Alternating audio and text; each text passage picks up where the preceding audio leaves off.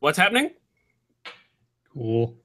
I saw Mrs. Tuffley was I guess they were unloading some D&D books and miniatures and some Star Wars D20 stuff Yep. as well.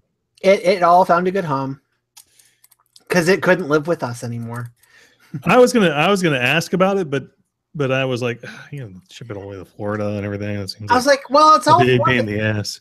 It was all 4th edition. The D&D stuff was all 4th edition. Yeah, I haven't played D&D in so long. I don't even know what that means anymore. Yeah, I was gonna say D&D was all 4th edition, and I think the Star Wars stuff was just the opening Star Wars stuff, but we had tiles and stuff, so it was. I think of the main book or something like that. Yeah, so. the Star Wars stuff I've been playing lately is the new Fantasy Flight stuff. Oh, okay. Where it has its own dice system. It's not the D20 one. Yeah. If we're gonna, if we go back to D&D, we're probably gonna get digital. So. Oh, the maybe Beyond. Don't know yet. Maybe. There's some programs now that sort of lay that out for you, right? Yeah. Basically, it's I think Beyond is the official one ish, and you can buy the books and it's an online compendium. So the more material you buy, the more that's unlocked there. And I think if you get the DM stuff, you can actually unlock it for like your entire party for what you're using and that sort of thing. So we're looking at it. But I also got the Doctor Who Humble Bundle that was a while back. So that came with just about everything, all the books for that set. So. Oh, how much did that cost? I think I paid $15 for all of it. Oh, really? Yeah, it was. What are the Humble Bundles? Humble Bumbles. Humble Bumble. Yeah. Humble Bundle is the what do you call it? Name your price thing, but. Yeah, and they usually have like a minimum though, right? They usually have a minimum, and then they'll have like this is for the extra stuff. And the trick is, particularly on the particularly good ones, to like get in early, so that the bonus stuff is like cheaper.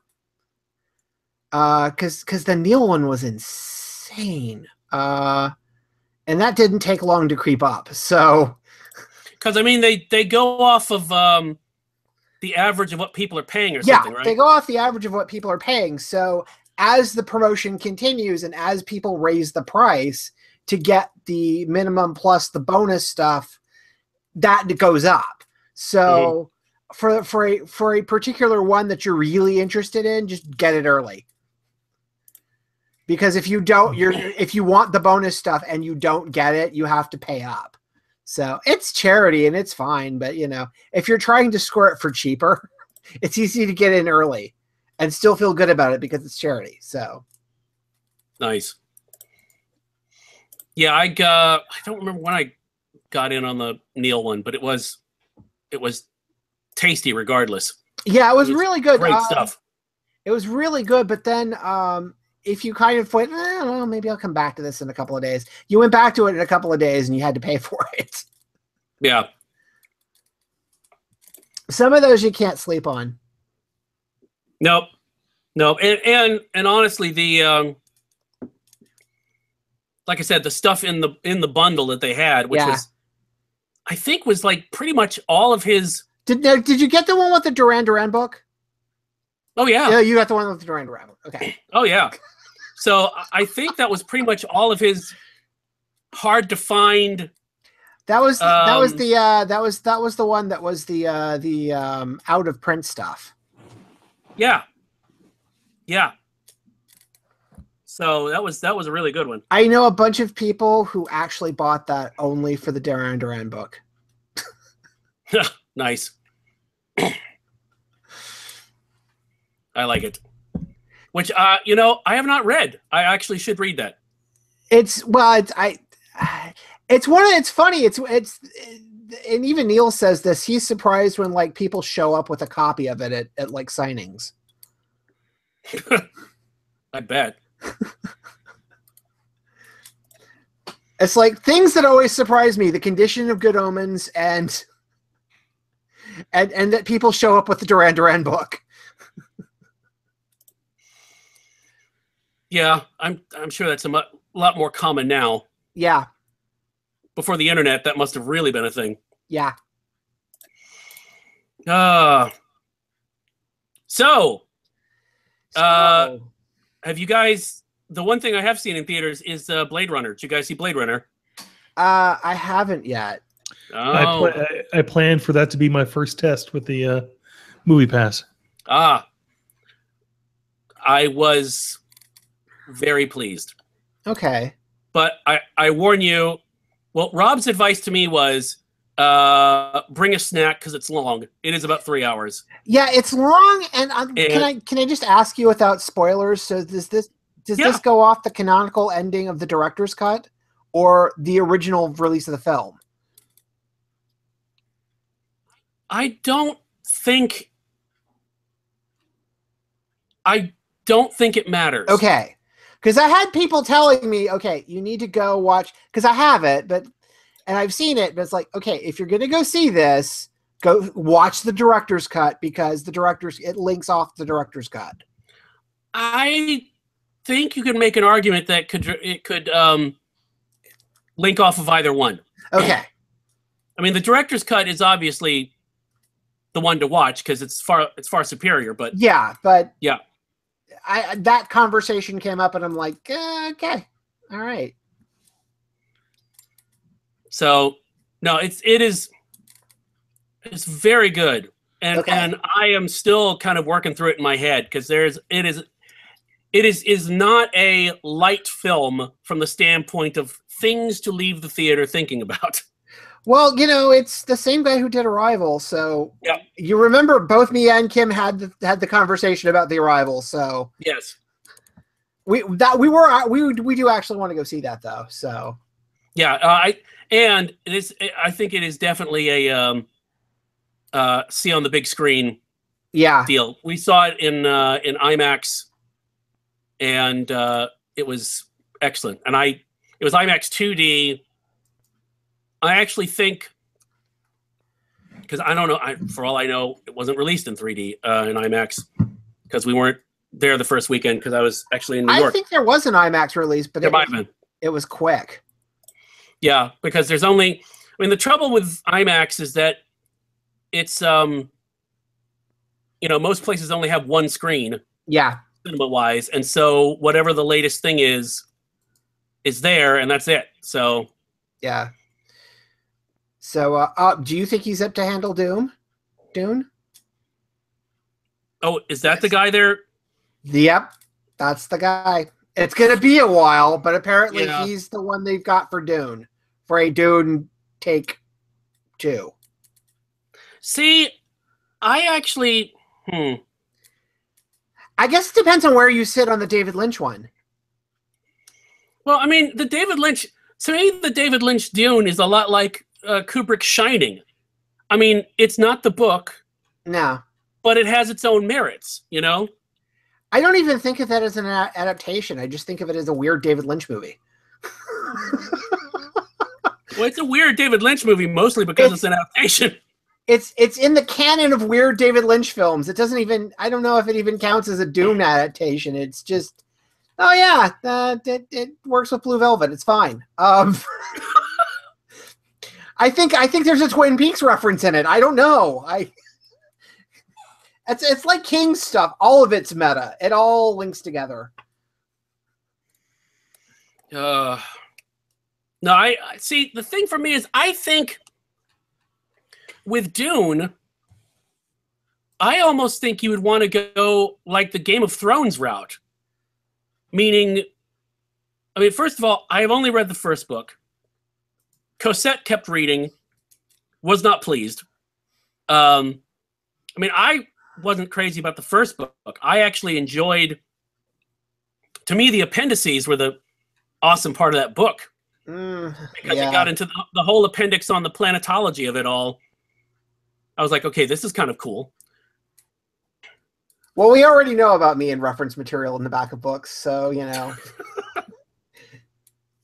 that's where I draw the line. Well, it's good to know that you can draw it somewhere. Oy. But I think you do the Game of Thrones route, because then you can really let it, let the book breathe, so to speak. I actually thought I liked the wasn't that what sci-fi miniseries. wasn't that what sci-fi was doing in the 90s with all of the miniseries, yeah. because it was Which I enjoyed the miniseries. Wasn't it more than one, because they kind of broke it up, didn't they? Yeah. Yeah, they came. Well, no, I think they did Dune as Dune, and then they came back and did Children of Dune, which I think is the second book. Okay. So, I mean, my problem is, if there's anything that is true, and a few things are these days, it's that a book is hard. It's so hard. That Wikipedia never lies. Well, it's like TV shows. It's easy to start things. I don't know. Once you get going, it's easy, because it's not easy to survive your first season. Although I will say, on that note, Yeah. I did watch the end of *Halt and Catch Fire*. Yeah, That show improved a hell of a lot after the first season. well, I mean, that's part of it too, is that you can't always judge a series by the first few episodes. I mean, I don't give everything a pass, because otherwise I'd never get anything done. But it's like all the people who bailed on Agents of S.H.I.E.L.D. before it really got rolling. I tell everybody, watch the first episode just so you know who everybody is, then skip to the 11th or the 13th episode, the trains episode. Yeah, basically the minute that the Captain America twist drops. Yeah, that and or just skip the first 3 episodes of every season. You can't do that. Well, it depends on the show. I mean, like for example, I mean, Game of Thrones is a weird example, because Game of Thrones has the budget of a feature film for each fucking episode, basically. But I mean, I thought Game of Thrones was strong out of the starting gate. I thought The Wire strong out of the starting gate. So, have you seen any of the Deuce yet? No, I have not. I want to. Have you watched any of it? I've meant to, but I wanted to get past *Halt and Catch Fire* first, so I may go back and catch up on it. Yeah, I am, because my brain space only has like room for one television show right now, so I kind of have to. I understand. I've narrowed it down to one show, and that show just ended. So, have you watched Inhumans? I watched the first 2 episodes, I guess, which encompassed the movie, I guess. Yeah, that was the movie. Yeah, and it was my opinion did not change from the commercials. So really, yeah. The rest of the series so far actually has improved greatly. Yeah, I just think. I mean, even the first like 2 minutes of that whole thing is like, this is some of the worst ham-fisted acting I have seen on television in a long time. Oh, I feel like, but they weren't even the main character. They weren't even the main characters. They were just 2 people. I feel like what might have been better for that show, and I don't know if anybody agrees with me, but especially from the standpoint of jumping on and explaining it, I really did like, and plus, they can hop on the Neil bandwagon, but the Neil series, if anybody read it, the guy, the Neil Romita series. Yeah, I did not. Hell, I still need to read the Warren Ellis Karnak series, because I understand that's amazing. But that felt like a really good kind of, at least to me, because I come from the X-Men side of the house, so I kind of missed half the cosmic stuff. But just for me coming into it, it was a nice modern setup, and it was a good kind of way to backdoor in, if that made sense. Yeah. That worked. I thought it could be because I wasn't as familiar with the characters, but I thought it explained it quite well to me, and I thought, as a concept, I think, especially the way the TV show handled it, at least in the first 2 episodes, it just seemed like they weren't sure of the direction either. Right. And I think we'd been talking about this before as a television series. It would work well as a Game of Thrones kind of epic thing. But I don't know if they set it up very well. John, you've seen episodes after that, so how does that feel to you?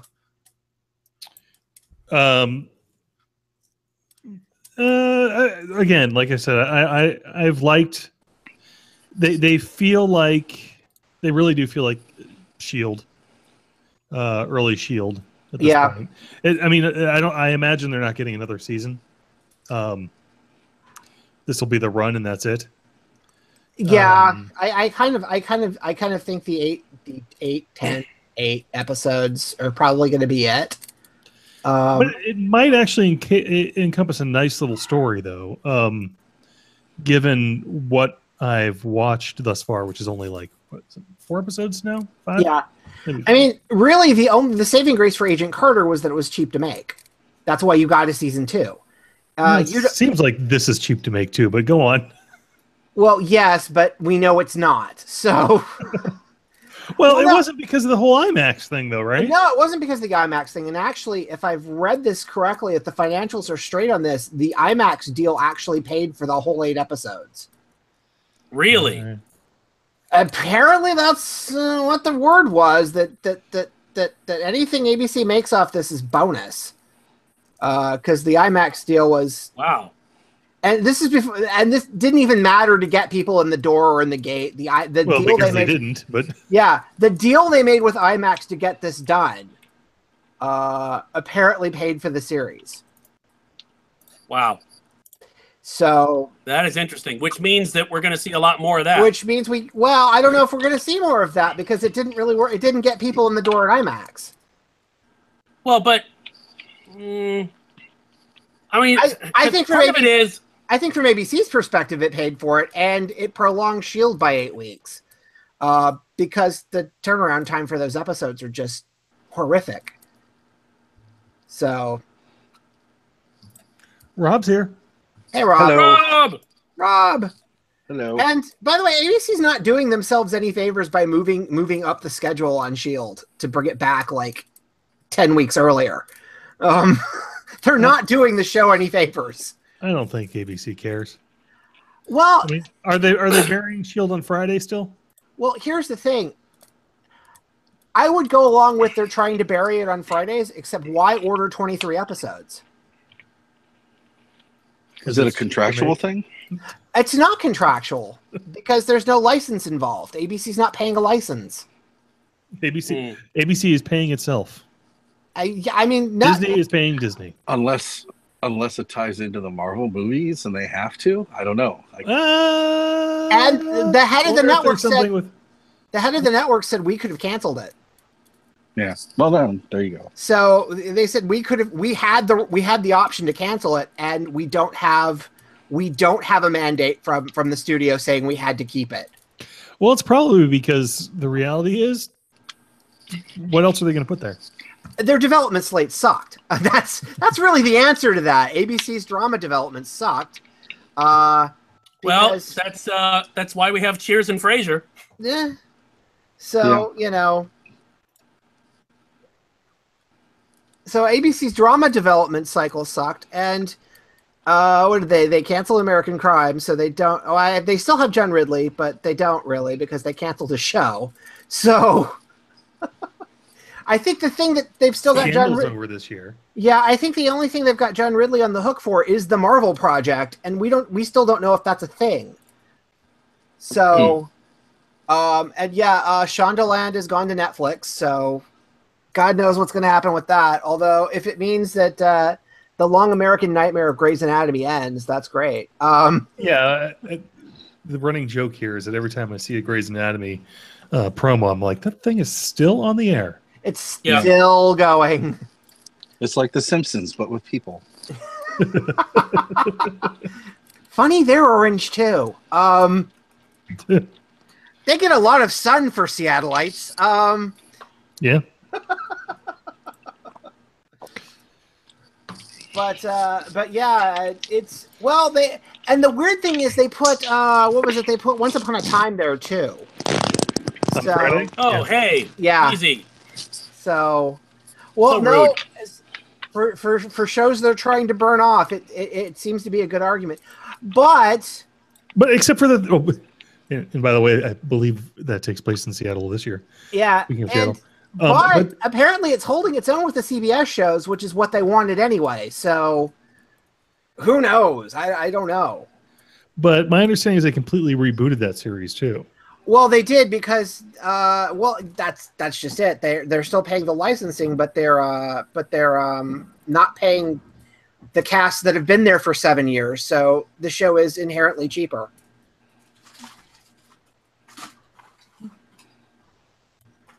Okay. Let's see what else. Oh, speaking of TV trailers, did you Cheaper? guys see? What's that? Speaking of cheaper, oh God, Oh, I don't know how cheap it is, but Happy? Did you see the trailer for that? I'm so curious by that. Just because I've made lots of SVU jokes while the commercial has been on, so also I'm sure they're making the same jokes. also Oz jokes, which I'm sure they're gonna hit. So Absolutely. But that looks hilarious. that looks hilarious and insane, and I'm afraid that the best bits are in the trailers, but we'll see. I don't know.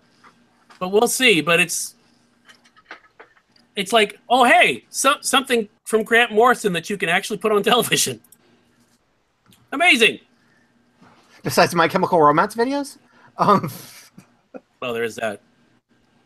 there's that one time he directed videos for a My Chemical Romance album. What? Oh, and backing up. Oh, go ahead. No, go ahead. I was going to say, backing up a second to Marvel, what did everyone think of the New Mutants trailer? I understand it's Demon Bear. I get it. I know, but that's still completely uninteresting to me. I'm like, why? See, why remove the setting? Well, yeah, I mean, part of it is, to me, Demon Bear is interesting because you've got, for those people who don't know, just without spoilers, there is a character who basically has a demon bear after them, and that's apparently what they're going up against. Yes, it's the other Claremont Psychowitz story from the New Mutants run. Yes, the other one being Legion. So yes. Well, I'm like, well, why? Because part of Demon Bear's appeal is that you have this basically Xavier's school setting, yeah, and then the horror element hits. You know, as opposed to we're going to put you in we're basically going to make it a haunted asylum movie. You know what it reminded me of? What's that? It reminded me of Nightmare on Elm Street 3. Oh wow, yeah. The one with the kids in the asylum? Yeah, Dream Warriors, yeah. Nancy teaches them to fight and shit? Yes. That's what it reminds me of. I'm like, all right, we can put the Dawkins song in the trailer now. It's great. Wow. Yeah, that was for you, John. That was for you. That was for you, John. Thank you. And it's a shame because I like the cast, and I think they would be great in a real New Mutants movie. Yeah. But I understand this is the teaser, because the first trailer these days is just a teaser. Yeah. But still, I do not feel teased in a positive way. I'm less interested than I was when I was reading about the cast. Yeah, pretty much. Oh well. It's just, I don't know. But on the other hand, there is the new Black Panther trailer. There is. Oh my god.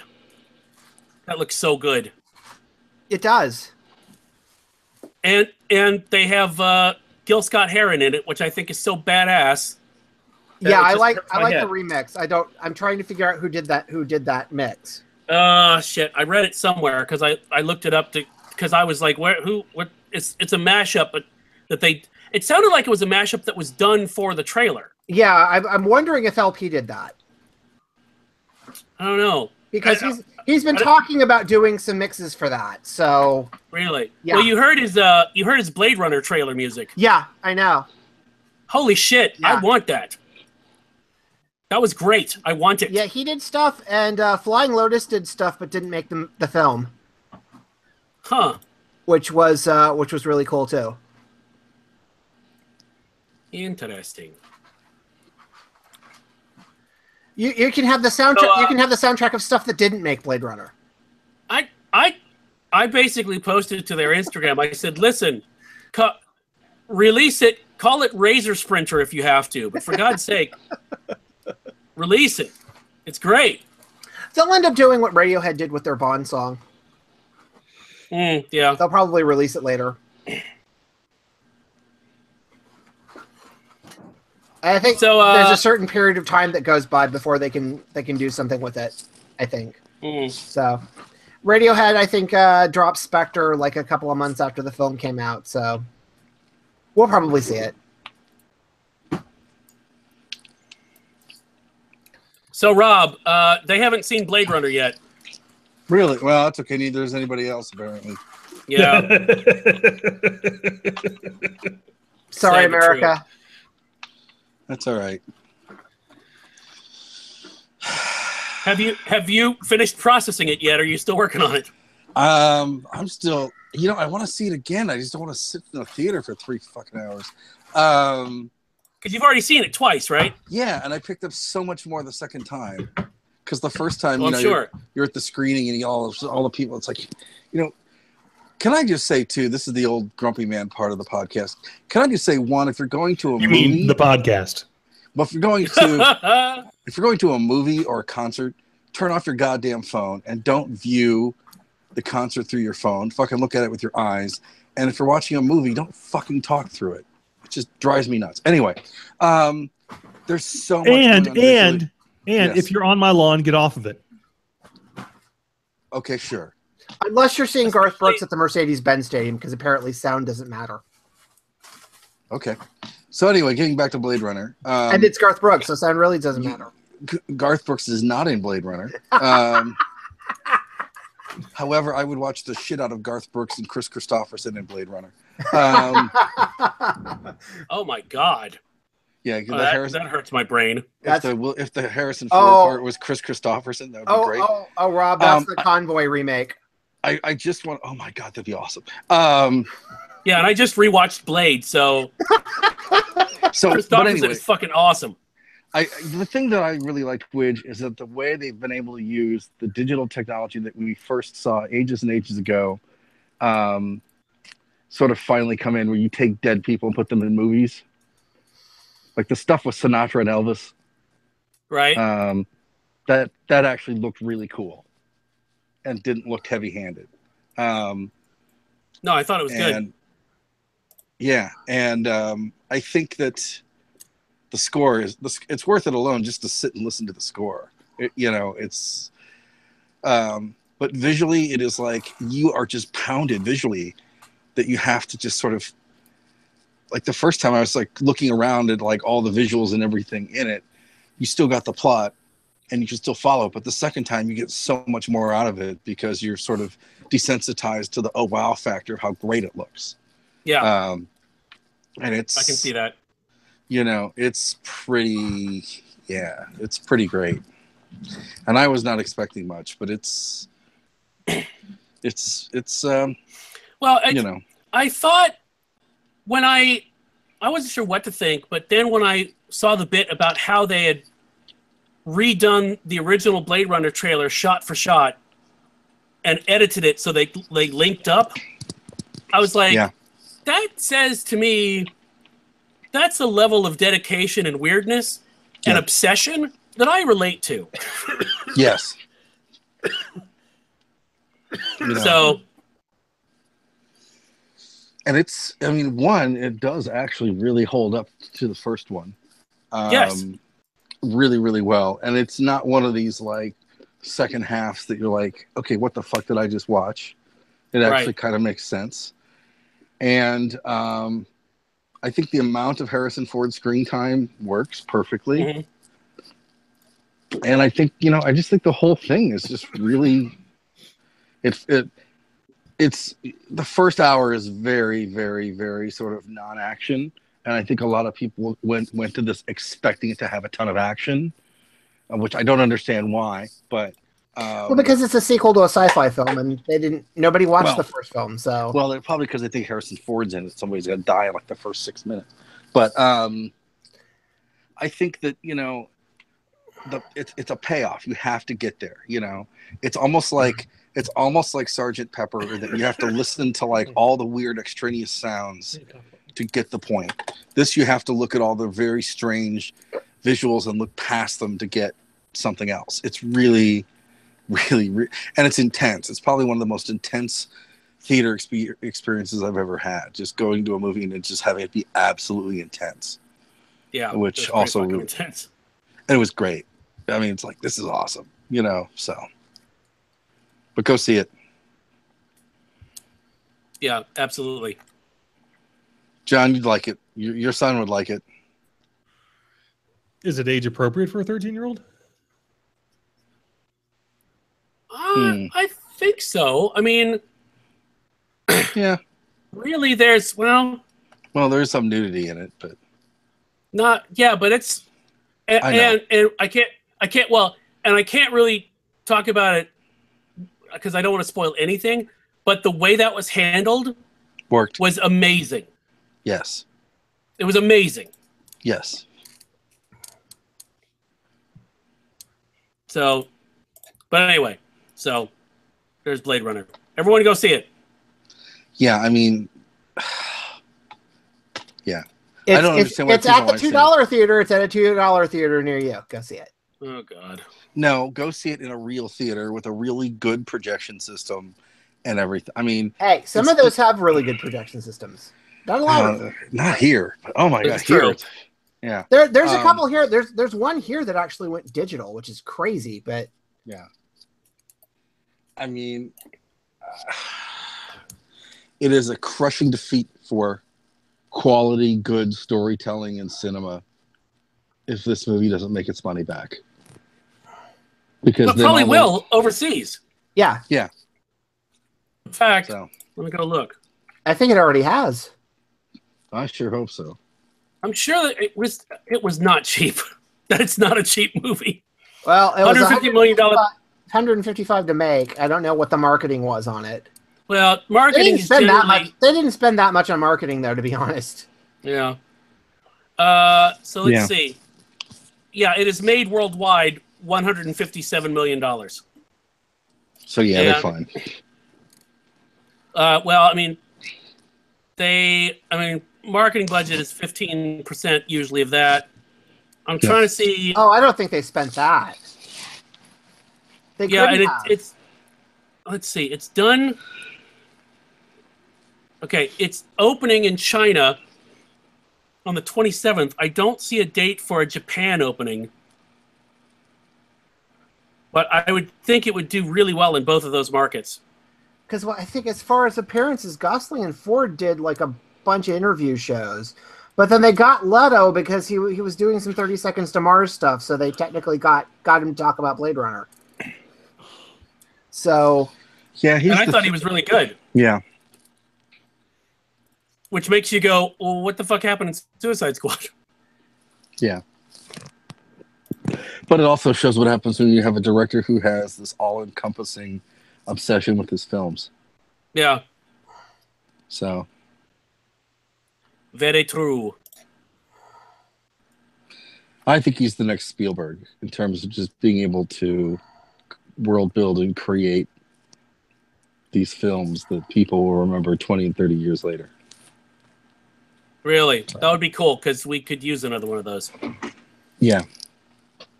Since our actual Spielberg is missing. Yeah. I don't know what he makes next visually. So, did you get the trailer for the? I think he's gonna is Dune next, or is that gonna be? Oh, it's still gonna be a while before that tees up, but I think it's supposed to be Dune. Is he finally making Schindler's Dune? What? Schindler's Not Dune. Spielberg. He's talking Not about Spielberg.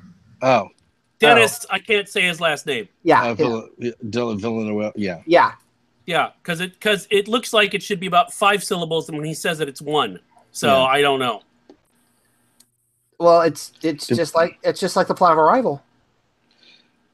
Did you guys see the trailer for the new Del Toro film? Oh, Before- Uprising? Yeah. The one with Sally Hawkins. What, Spirits in the Water? Yeah. Oh, yes. Yeah. Oh, that looks really good. That does look good. So I See want Blade to Runner. see. I want to see that, and what else did I say? And I like the trailer for Pacific Rim 2: Uprising. I I think that haven't looks seen good. that yet. I need to look at that. You know, Yeah, I think it's good. the one thing I mentioned to Kim was like, okay, Boyega gets to be in a film where he actually gets to speak in almost his accent, but then they tell him, oh yeah, but you got to talk exactly like Idris Elba. So it's not really your accent. That must have been great. Because he's been doing this the American accent for like 5 or 6 years now. Yeah. And he finally gets to be in a film where he gets to have what you would think would be his actual accent, but no, you've got to talk exactly like Idris Elba.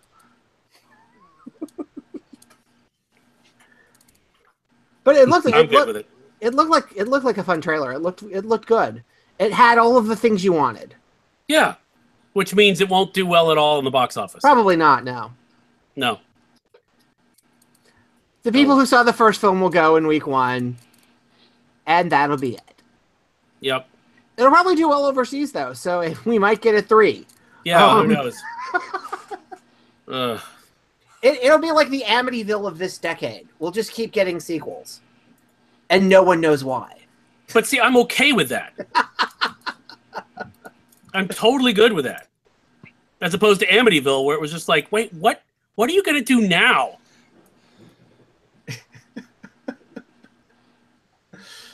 That always confused me. So Tuffley, you probably know this. Yeah. So I saw the trailer for Runaways, right? Yeah. Okay. I wasn't sure what to do with that. Now, I didn't read the comic. So is that why I think not sure what to do with it? You're not sure what to do with it because you didn't read the comic. Although, I mean, I know the basic premise. yes. Yeah, I mean, and the trailer basically gives us away. The parents are the villains. The parents are supervillains. Right.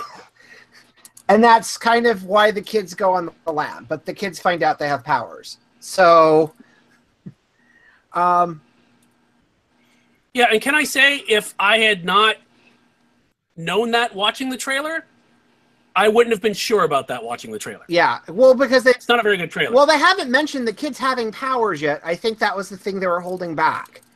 And I think and to be fair, I think part of the reason they held back on that because they were also airing their ads against in some markets where people were also getting ads for Gifted, which is the X-Men show about the runaway teens on Fox that have powers. But it's the Runaway Family, isn't it? Yeah, Runaway Family. But it's I think they were afraid it's a similar premise in a way. So based on those trailers, it looks like it is. Yeah, and I think they were trying to keep the powers out of it, I guess, but well, I mean, you get a bit of it at the end. You figure out that they've got something going on. Yeah. And they've aged and I think they've aged all of the kids because there were some actual kids in the comic. So all of the kids are teenagers now. Which is kind of minor, but there is one character I think it might affect it in an adverse way, but I have yet to see the show, so I don't know.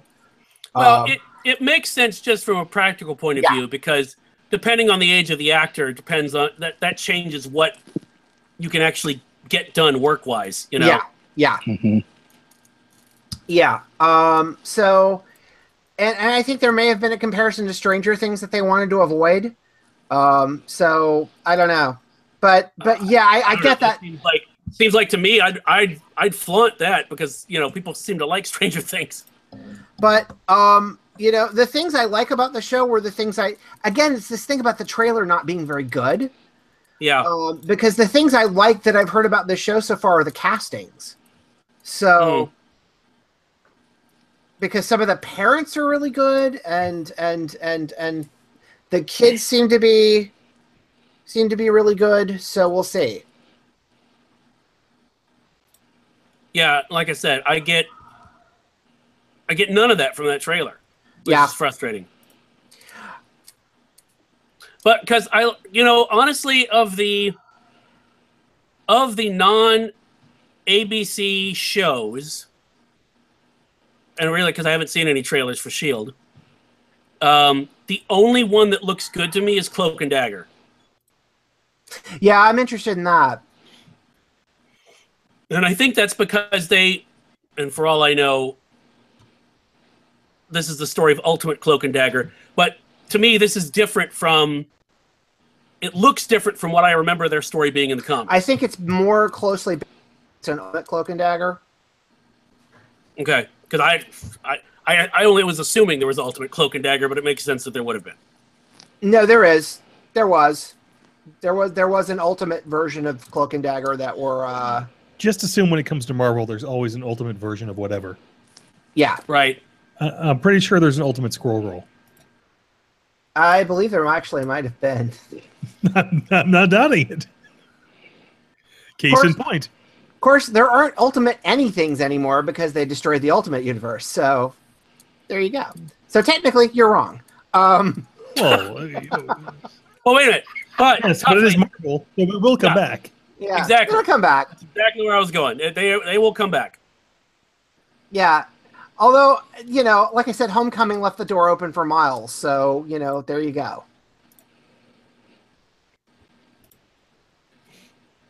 Which is fine because I'm good with everything about Homecoming. And I'm actually... I can't wait to watch it again. Yeah. So, Homecoming left the door open for Miles, and Marvel's also doing... And apparently there's going to be a Miles Morales animated film that they're going to release theatrically in a couple of years. So that'll be interesting. Right, and that's supposed to be part of the MCU, right? That is supposed to be part of the MCU, so it'll be interesting to see how they work that in.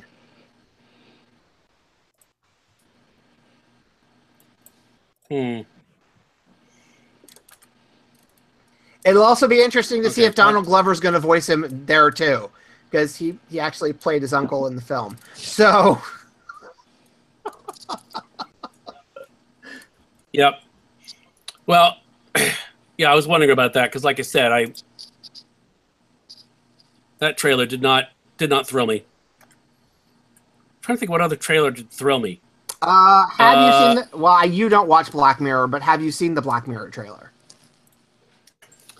No. Yeah. Okay. What would that thrill me? It might. They're doing okay. So, I think the lesson that Brooker picked up from series 3 was you can make the shows different and it still have the tone of the overall tone of Black Mirror that you want, but they don't always have to be depressing or hardcore or horrible.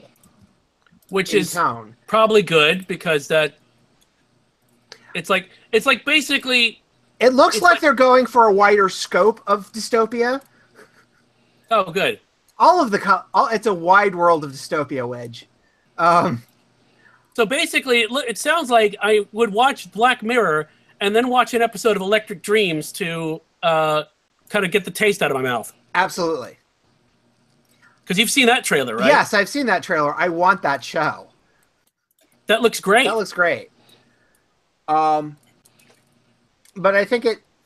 Well, see, with Black Mirror with you is you couldn't get past the first episode. Yeah, it was so fucking bleak, and it wasn't just bleak. It like got into my head, kind of bleak. Yeah. That I was just like, oh, I can't do this. So I don't know if maybe I don't know if you can. I don't know if you want to try the non-bleak episodes. yeah, Like- I don't know. Like I'll be right back, or like Centurion Pearl, or even like what was the one with the social media stuff? That one, the not so harsh ones Which for from series 3. okay, The first one, the one that is the social media one. right, okay. Not the last one with the bees. Don't watch the one with the bees. The one with the bees is pretty hardcore. You will Okay. be disappointed. Don't watch the one with the bees, or don't watch Playtest. Playtest is Okay. Playtest is creepy. Gotcha. Although I don't know, you don't play video games, so it may not bother you as much. But Playtest is pretty damn creepy. Nice. That's the kind of thing. If I watch it and I'm not creeped out, I might just call you and be like, Yeah. what was supposed to happen? But Electric Dreams looks fantastic, and I really want to see that. Although Janelle Monáe is in at least an episode, so that was pretty much what got Kim in the door. So there you go. Good. there you go. Oh, just Kim? Just Kim. Well, just Kim, yeah.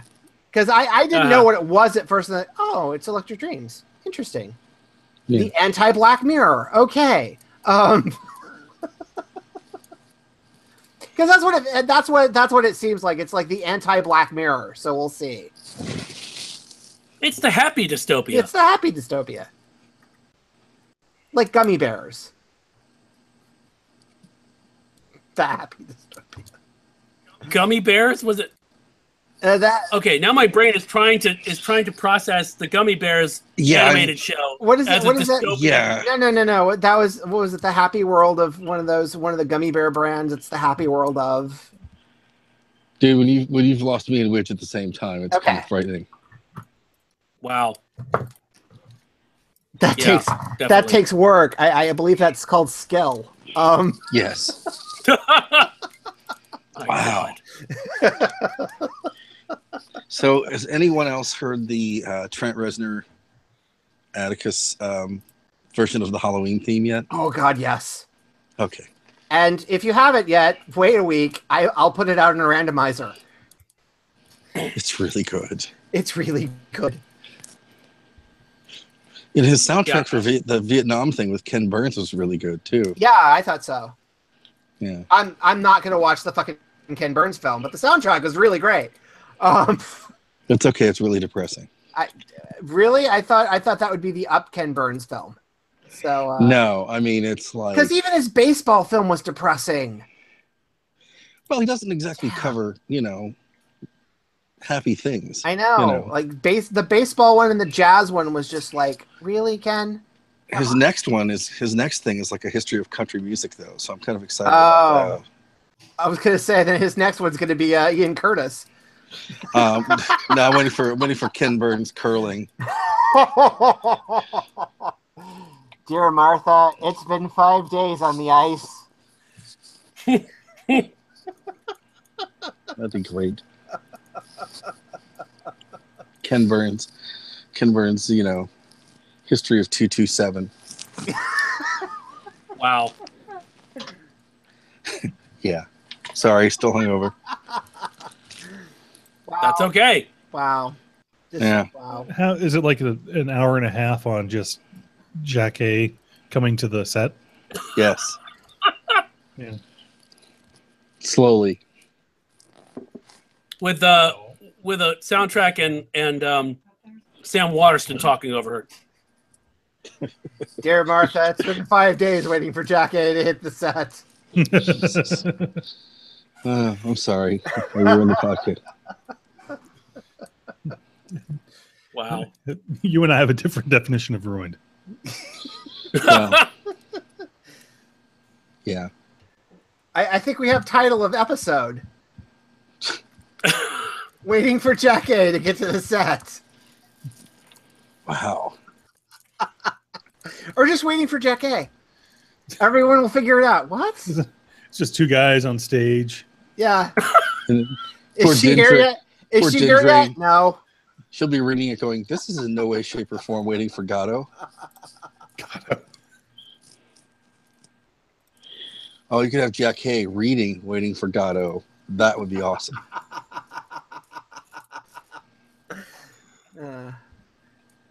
Yeah. See, now I have it in my head in that voice. Damn you. You're welcome.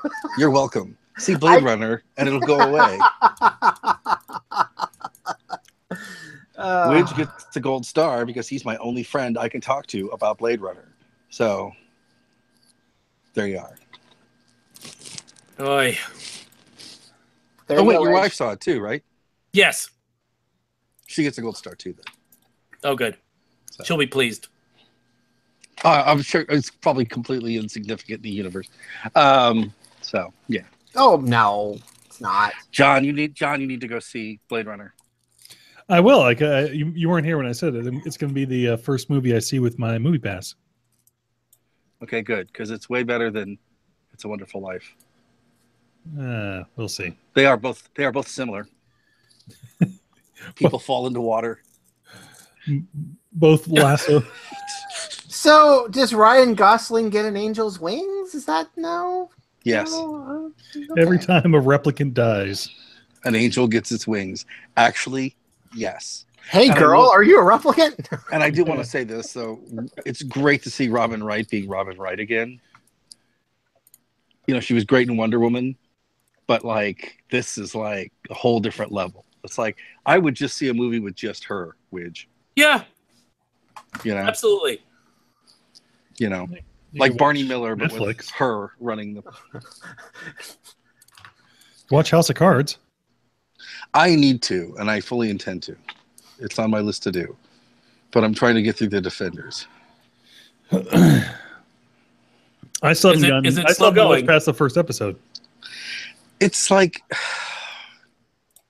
you know, I quit. I enjoy it for what it is. I quit. Iron Fist is stupid. I'm tired. He's just annoying. Don't I've focus on tried. Iron Fist. I've tried. No, I've really tried. How far in are you? About 4. Okay, see, that's when they start kind of driving into the skid of like, yes, we understand, audience. He is stupid. I know, but they should. If they would spend less time doing that and more time like doing other stuff, they shouldn't have to do that. You know, I'm just saying. Rob, part of your problem is your problem is that you actually watched Iron Fist. Yes, I know. You invested that time, Rob. I'm sorry. Yes, and I did a panel on it too. Yeah, shouldn't have done that. Yeah, Not good. I know. It was fun though. How did that panel go, by the way? It went surprisingly well. The people I was on it with were really nice. The audience asked intelligent questions, and you know the people that run that American Sci-Fi track are organized and they communicate. And chose good people. Yeah. So. Yeah. So. Oh wait, no, that was I'm sorry, that was that's Kelly. Kelly, yeah. I was thinking classic. But sci-fi. Joe's also good people. Yeah. I was thinking classic sci-fi. But my palate cleansed from Blade Runner as I went home and watched Streets of Fire. Hell yes. So, which you should also see. Wait, who are you saying that to? Everybody. The world. Humans. I'm pretty sure all of us have seen Streets of Fire, right? Well, not replicants. The band The Replicants has not seen Streets of Fire? No. I somehow don't believe that. No. So I want to go back to your Iron Fist thing. Were most people just, shitting on it, or? Okay, Wait, this is like Fight to Club, where I'm not allowed to talk about this anymore. This is like my nom. I hope you know that. Dear Martha. No, I sat on a panel today. It was everybody saying, "Okay, here's what we liked." It had been a fortnight since the guy next. Here's what we liked. Then the big thing that people pounced on is just how terribly written it is, compared to some of the other shows, and it sort of led to a discussion on. The story was fine. The dialogue is it the acting, or is it the writing, or is it both? That was kind of where it went. You know, because the director should have seen what was going on and stopped it. Well, yeah. So, it's just, I realize when I have my funeral and people stand up and say things, Widge will say, I'm glad you're all saying nice things, but you did see all of Iron Fist. And then everyone will leave. Now everybody would be like, man, he took that hit for the rest of us. He heroically threw himself on that grenade. I didn't know. Dear But the Martha. upside of that is it's made Jennifer Jones and the other Luke Cage so much more enjoyable. So, yeah, it's completely changed my viewing of watching television now too. It's like everything now is like Iron Fist. No. It's like, okay, I'm about to anytime you're I'm about to invest 12 weeks, 12 hours of television watching. Where does this rate with Iron Fist? No, I mean, this is kind of, you're now constantly living in fear of someone talking about their chi. No matter what happened with the end of *Halt and Catch Fire*, it would not disappoint me in the way that Iron Fist did, no matter what they did. So I can tell you this: compared to Iron Fist, Inhumans is better. Well, the thing about Inhumans that makes it really hard for me to watch, one of the things is that one of the many things. The one guy was on Vicious with Ian McKellen and Derek Jacobi. Yeah. Oh yeah. So it's impossible to watch him without thinking, "Where's Francis De La Tour?" Because if Francis De La Tour was in the Inhumans, I would watch the shit out of that. Who is that? Do you know what his character is? It's Maximilian, I think.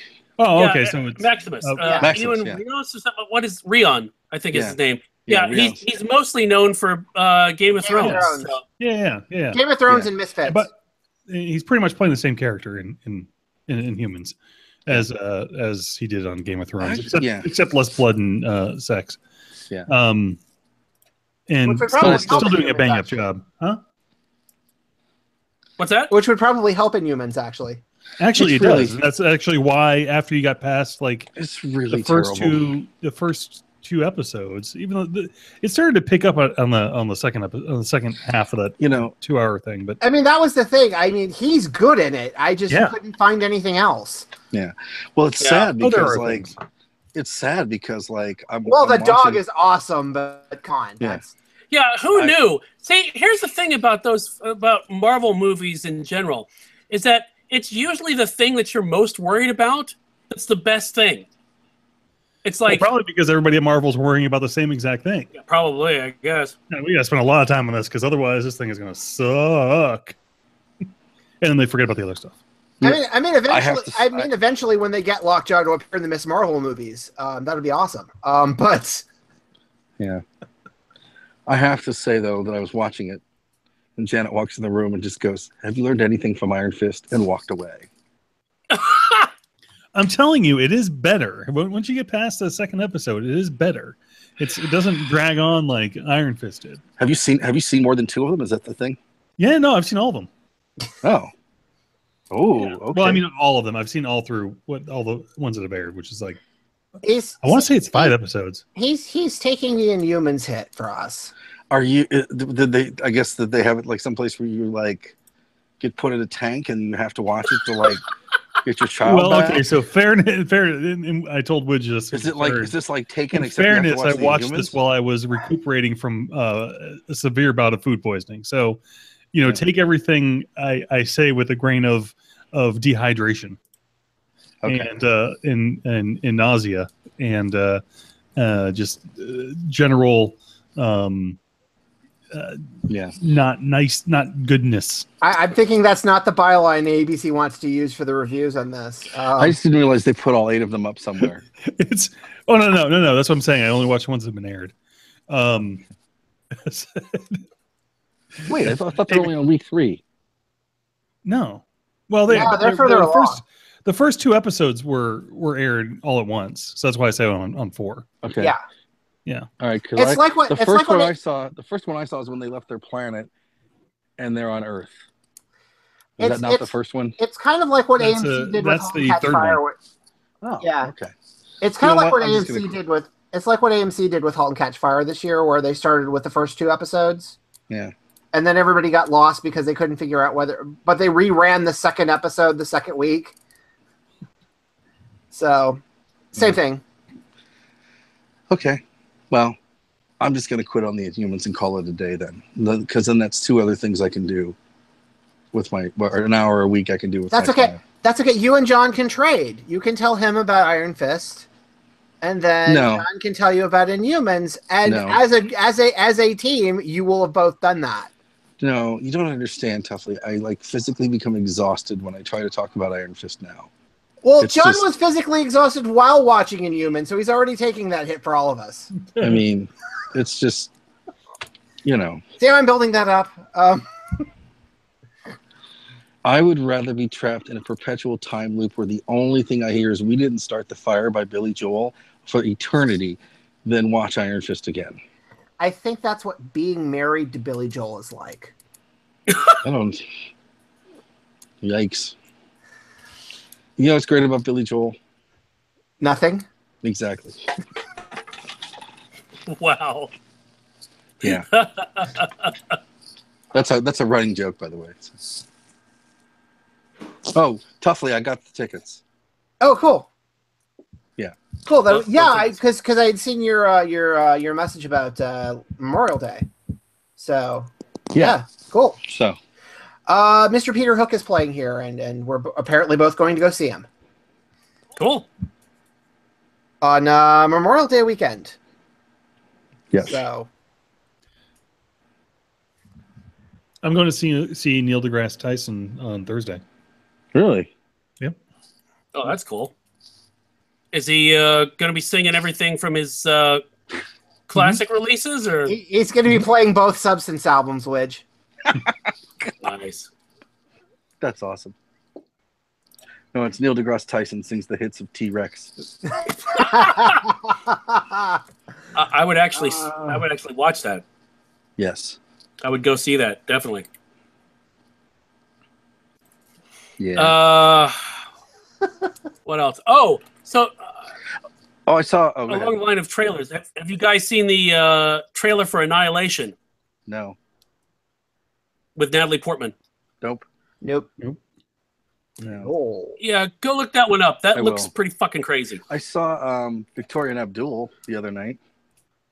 Oh, how was that? That was really, really, really cool. It was really good. But then it's Judi Dench, so I mean, you know. Yeah. Well, yeah. But no, and Tim Pickett-Smith is great in it, and Eddie Izzard's great in it, and yeah. I mean, it's that kind of movie that you think you're gonna watch. You know, it's that kind of movie that Judi Dench is in. So if you're into that type of thing, you're totally gonna dig it. But it's interesting. I mean, it's funnier than you think it's gonna be. And you know, it's just very hard to watch Judi Dench and not like think she's terrible in anything. She's great. So, and you know, the costumes are cool, the sets are cool. You know, so. And then the other Nice. thing I saw was the Professor Moulton and his Wonder Women. Oh, and how was that? That was surprisingly really good. I mean, a lot of it too is I purposely, once I knew they were making the movie, stayed away from trying to learn the whole backstory. But yeah, it's Right. actually really good. It's a much more interesting study in like the time of the comic code than I thought that. I mean, they went into that much more than I expected them to go into it, which was also pretty cool. So. I'm trying to think what other trailers I've seen, and you know, outside of Thor. Oh, the Thor one's just Yeah. The I think the last one they put out it will be enjoyable. Yeah. Even because even if the film is not that good, it'll at least be funny. Which, But Marvel's at the point of time though where they can be funny. I think they can make the Thor film funny. Particularly because a lot of what's coming up is not going to be funny. Yeah, exactly. So, But yeah, you know why those movies do so well though? Because Why is Iron that? Fist is not in them. Just saying. Well, and part of it too is that they have they have judicious use of funny, so they know where to be funny and where not to be funny. And even if you're, I mean, which was part of the problem with DC, is that you have to have humor in order to release tension. Otherwise, you run into problems. So Yeah, exactly. Yeah. But what else? Oh yeah, speaking of which, the Justice League new trailer. I just can't. I just can't get behind it yet. Here's the thing. I'm probably going to go see it anyway. I know. Oh, I'll go see it anyway too. Because if nothing They should else, just tag it Justice League. You're going to see it anyway. yeah, Justice League, have you learned nothing? Justice League, you haven't learned anything, but damn it, Momoa looks great. So I think Momoa and Godot are going to be the best thing in it. Yeah. You know. yeah, My problem with Momoa is that he's like bro Aquaman. dude, bro, Aquaman. I know. Yeah, dude Aquaman. Yeah. As a piece of performance art, I'm good with that. I know it's not really If Aquaman. it's like None of the these people.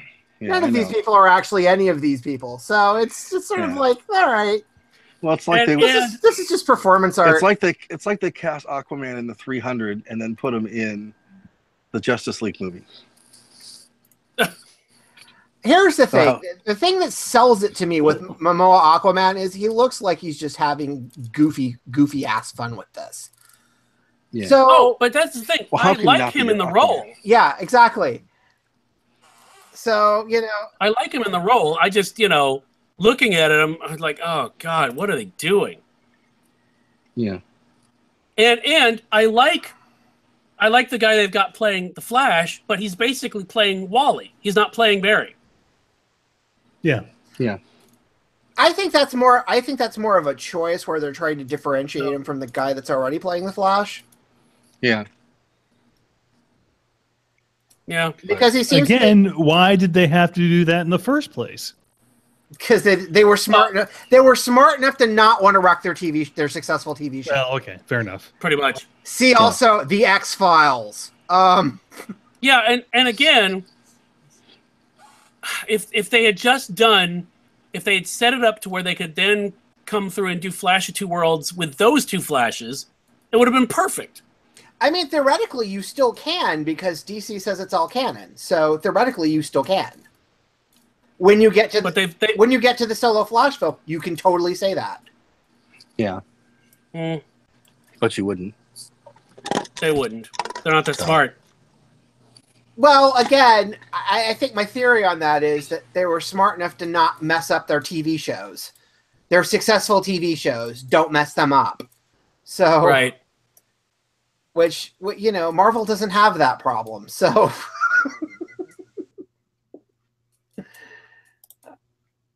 the Netflix stuff isn't going to cross over, and the ABC stuff doesn't. So, Well, the ABC stuff at least has. I mean, you've had Sam Jackson show up on Agents of S.H.I.E.L.D. well, okay, yes, canonically, yeah, he showed up, but the connections to S.H.I.E.L.D., you could. There are swaths of S.H.I.E.L.D. you could just, except for the Captain America twist, the entirety of S.H.I.E.L.D. probably could have gone by unnoticed as far as the connections went. Yeah, I mean that does. I mean that is the big complaint about the potential of the show, that they had space to basically do stuff in the MCU by them when they had it to themselves for a while, and that was kind of a shitted opportunity, wasted opportunity. Yeah. And although I have to say on the plus side, I thought LMD was well done. Which I still need to watch. I thought LMD was well done, and I think that's the best thing they've done. Honestly, what was it? Not LMD, but the thing that was after LMD. Really. I forgot, but the bit that was after LMD. What was after LMD? The Nexus or the thing. Oh, the Oh, thing. oh, yeah, where they were trapped in the virtual reality thing. Yeah, the Nazi shield. Yes. That was like the best thing that show's done. And that's so on the other side of that, they completely ignored everything and did this other thing, which is, that was good too. So but yeah, they had MCU to themselves for a good long while, and they didn't really do anything with it. Right. And they spent a really long time setting up the whole concept of Inhumans, and then not being able to capitalize on that, but then also not being able to do it because somebody actually did Inhumans. It kind of feels like some story time that could have been used for other things. So yeah. When you spend a major chunk of 2 seasons of your television show building this thing up and you don't get to do anything else with it, that's rather sad. Yeah, and of course, there's no signs of a crossover even between Inhumans and S.H.I.E.L.D., right? They haven't really said, but I can't imagine. The only thing I can think of is if they try to say that Inhumans is happening in the gap of the S.H.I.E.L.D. time jump, without spoiling too much.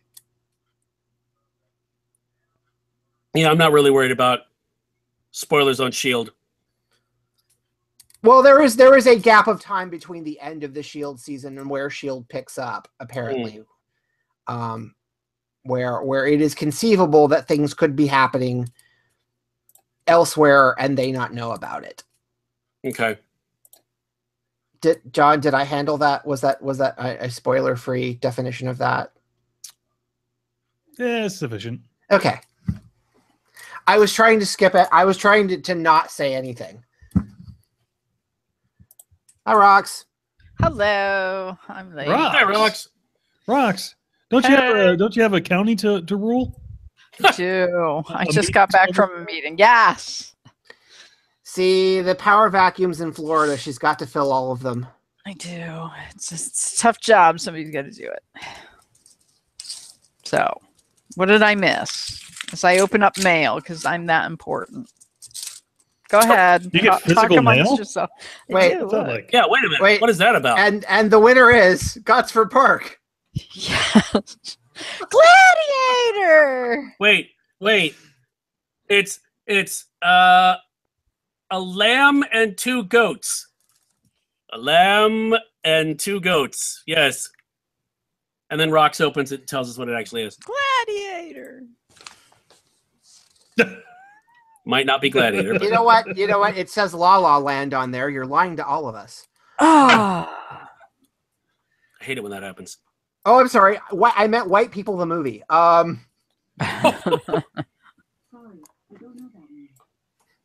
Oh my. It's insurance. I pass no judgments about that film. All right. Did you guys talk about Blade Runner? I'm wearing my dystopian future jacket. No, we in fact did not talk about Blade Runner at all. Well, yeah, Rob and I have seen it. Toughly and John have not. Oh, all right. Well, I'm wearing my, like I said, dystopian jacket for the future. Because it finally cooled off here. Yeah, it did. So. Not here. Sorry. Maybe tomorrow. I doubt it. So. I liked it. It's a gorgeous film. That's all I'll say. You know. It is pretty. Yeah, I actually want to get the making of book just so I can see more of what all they did. Because there's a lot to process. There is. I mean, the mocap, I won't give it away, but mocap was really good in this one. Yep. That's all I'll say. It was very good. So, So, and our future still looks bleak. yep. So there's giving nothing away. See, Yeah, I don't was think anyone's surprised by that. See, I was hoping by the time they get to 2049, it would be a rom-com. No. No. Thank you, Rich. Yeah, just a 3-camera situational comedy. Yeah, be good. Yes. Yeah, So just so you know, Ryan Gosling and Meg Ryan, Wedge. Your wife Cosette will be happy to know that really all dystopian fashion comes out of France in the future. Oh, that's good to know. Yeah. It is good to know. Yes. Anyway. Yeah. So invest wisely in French fashion. Yes, and where you do that is go to thrift stores anywhere and look for French labels and stuff. Yes, if you can, and then protect that item from moths. Mobs of mobs. Mobs, yes, mobs. they're a bane of anybody's existence. If you have wool clothes, yeah. Oh, I thought you said mobs. I didn't know you said moths. Okay. Mobs of moths. That's what I thought you. I thought you got that. That is what she said, Wedge. Yes. I know that's what she said. I understand that now. Just at the time, I was a little confused. All right. Well, yes, although this is a good time to mention they're bringing Name That Tune back, so we're all good at that. Oh, really?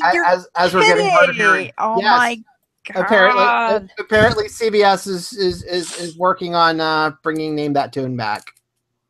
Oh, so yeah, my boyfriend's a big Price is Right fan. Really?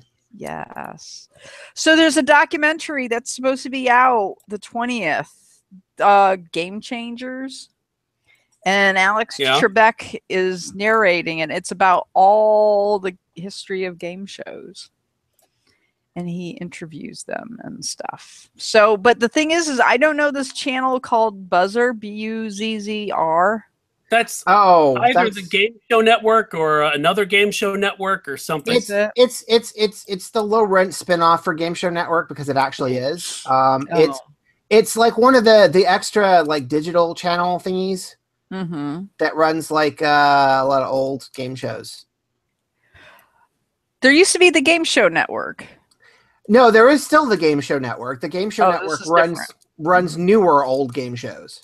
Oh, well, okay. So Buzzer, I guess. So Buzzer has the rights for it to air it. So Buzzer has like the old Family Feud episodes and like the old Pressure Luck episodes and Dating Game. Do they have Dating Game? I don't think they have Dating Game, but I like the old like Monty Hall Beat the Clock from like the 70s. Huh. Yeah. Wow. Okay. He passed away. He did. He passed. What was it, last week? Yeah. Yeah. There's a great documentary about the man that made his blazers. Monty Hall never wore the same blazer twice. And there was a tailor out in California who made these blazers, and it's been a family industry, and they made blazers for a ton of people, but Monty Hall was one of their main customers and stuff. And I don't know the name of it, but if I'm sure anybody who is interested, it's one of those really cool little, slice of life kind of documentary. You don't have to slit your wrist at the end and stuff and gnash your teeth because it is Monty Hall. And then speaking of which, another well, actually it's a really cool series, and I found this in my AARP magazine that I now get. Dinner with Don. It is comedians and Robert De Niro and Martin Scorsese sitting down with Don Rickles before he passed away. Ooh. And they're only like 10, 12 minutes or so, but they are fantastic. And the one with, there's one with Snoop Dogg, Sarah Silverman. Oh, wow. Because Snoop Dogg does everything. Yes. And but the one with De Niro and Scorsese is really pretty cool because, you know, it was Scorsese that got Don to be in Casino. And in the part that he was playing, he was portraying a real pit boss. Yeah. You know, I don't remember who the guy's name is, but there is this scene in Dinner with Don where they show behind the scenes De Niro flubs a line or he can't remembers it. And that set Don off for almost 3 hours of riffing on Robert De Niro. And Scorsese's like, and we got it all. I so want to see that because I was just dying. And this was only like a 20 second clip or something. And it's just like, holy crap. And you know, he's doing it all in good humor, but you know, too, he also knows time's money. And this, oh my God, it was awesome. Awesome. Yeah, the next time Scorsese wants De Niro in a film. So AARP has its own channel and Dinner with Don is on it. So find that on the YouTube.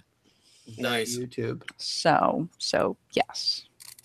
So anyway. That's cool. I did not know that existed. That sounds awesome. I think it just occurred. It just came on my radar not too long ago because I just got my Ted Danson issue of AARP magazine. And he's 70. He's 70, and you know he's. By the way, I just caught up with Good Place. Have you been watching Good Place? I watched a few episodes, and I'm like, I'm not sure. I'll have to revisit it. It's either the most ingenious show ever, or just really stupid, and I'm just not seeing it. But I mean, I do like the premise that she knows she's not a good person, and she's like, I don't understand why I'm here. So you didn't get to the end of the first season, so you're not sure. Oh, there is a huge kind of twist. Is there? Is it a good twist? Okay. Yeah. Well, Ted is back on Curb Your Enthusiasm, and Ted plays a pastiche of himself. So that's fun. Basically, just to not give away anything, the thing with The Good Place is that it basically reboots itself every episode. Oh, all right. I will have to look at it. Once you get past the first season, they've been playing this game where it reboots itself every episode. Who's on it? Or where? No. Who? Sorry, who's streaming it? NBC. Okay, so it's NBC. So it's probably Hulu. It's probably Hulu. Probably Hulu because CISO's going away. So what is CISO, which was NBC's stab at a separate streaming service that was comedy stuff, because they had made the big. Really? Yeah, I believe it's really going away because all of the original shows got killed. Oh. And all comedies going to Netflix. It looks like. Yeah, all the comedies have gone to Netflix. So. Ooh. And I don't know where Python's going because they had that. They got the rights to Python for a while for that. So I don't know what NBC's going to do with that. But But yeah, I think CISO's going away. So. Well, there's so many popping up. Like my sister was talking about Tubby TV, and I tried watching. Yeah, because there's Psychomania on it, and the thing about that channel, which has some cool retro stuff, is their bandwidth is crap. Yeah, I think the problem is we're sort of reaching the saturation point for everybody has a streaming service. Yeah, it's like Acorn. Yeah, it's Acorn and BritBox, and the Disney stuff is going to happen soon, where Disney's going to have a separate one. But you know what? We can't complain. And ESPN and we can't complain because this is something honestly, that we have been griping at big cable for years that we want a la carte. Yeah. So, you know. Well, I mean, it'll basically the market will sort it out as to what's going to survive and what isn't. Yeah. This is true. And I think what's going to be interesting is if these even after break off from like, what's that? I said even after the cord cutting apocalypse, you're still going to have HBO. Yes. Yeah.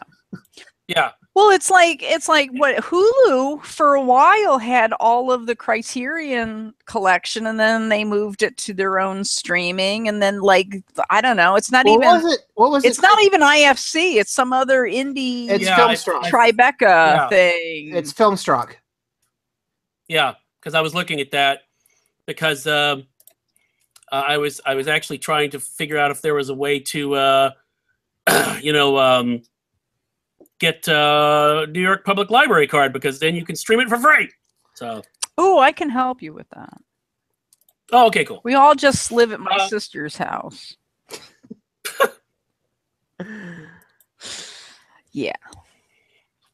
But yeah, Los Angeles Public Library or New York Public Library, as I understand it, they've struck a deal where you can stream all that stuff. Yeah, but you probably have to go through Hoopla, don't you? Do you have yes, to? I think so. I think you have to use their own whatever app, and it's Yes. in the libraries, just so you know, because I do know is Hoopla. That's true. You are the queen of libraries. Hoopla and Overdrive now has Libby, and those are the three apps that you can use. And I don't know if they have them for television just yet. And here's the problem with those things which is really weird, and I have this issue, is sometimes when you use these apps to get your free books and watch things on your tablet, is after a couple weeks, somehow it's, you're logged out. Now, I've tried logging back in at my house and it won't do it. So I actually have to go to my library, and then somehow it just logs back in. It's just crazy. So is it kind of like the timer system on Prime? I think so.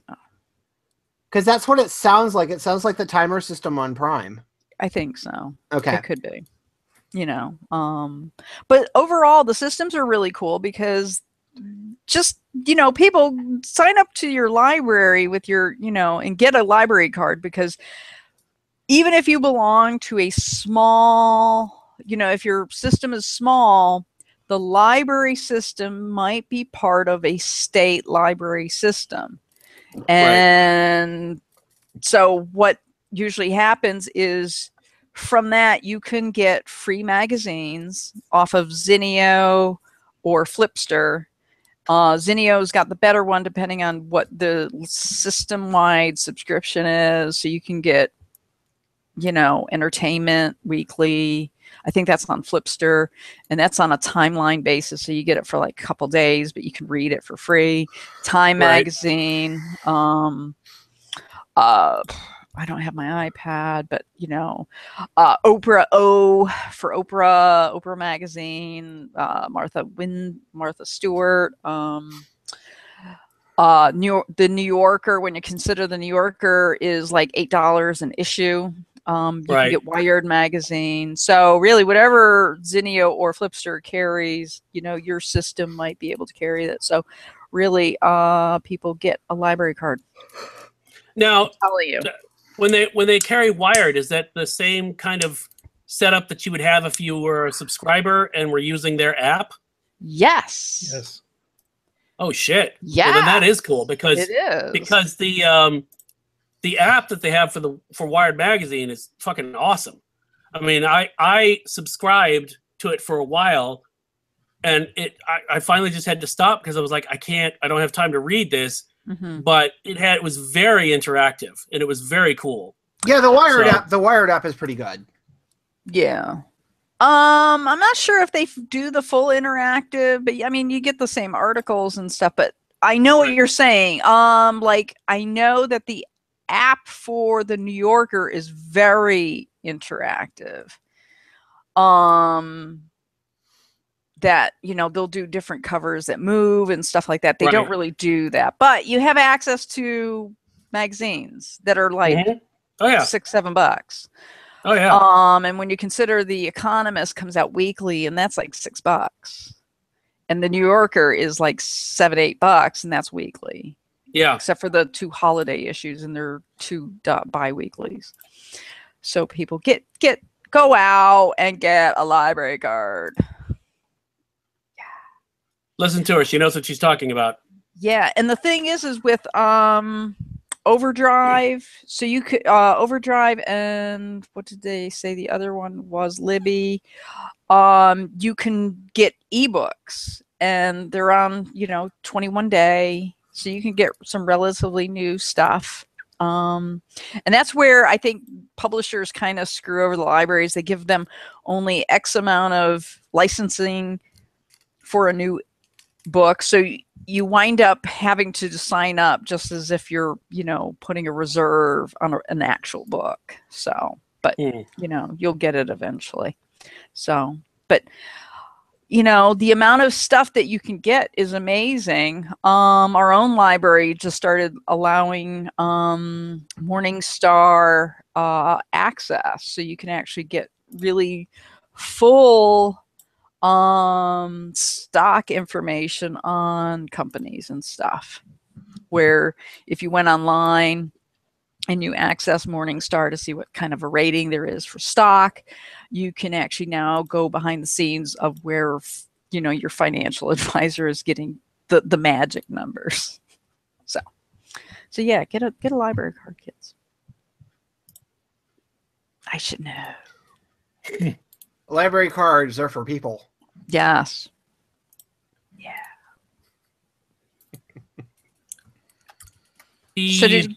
So did you guys talk about Hugh Hefner? Did you guys? No, we have not. No, we have not.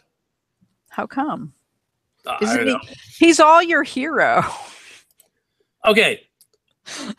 I don't know about that. I am the only guy. I'm like one of 5 guys in the world who actually read Playboy for the articles.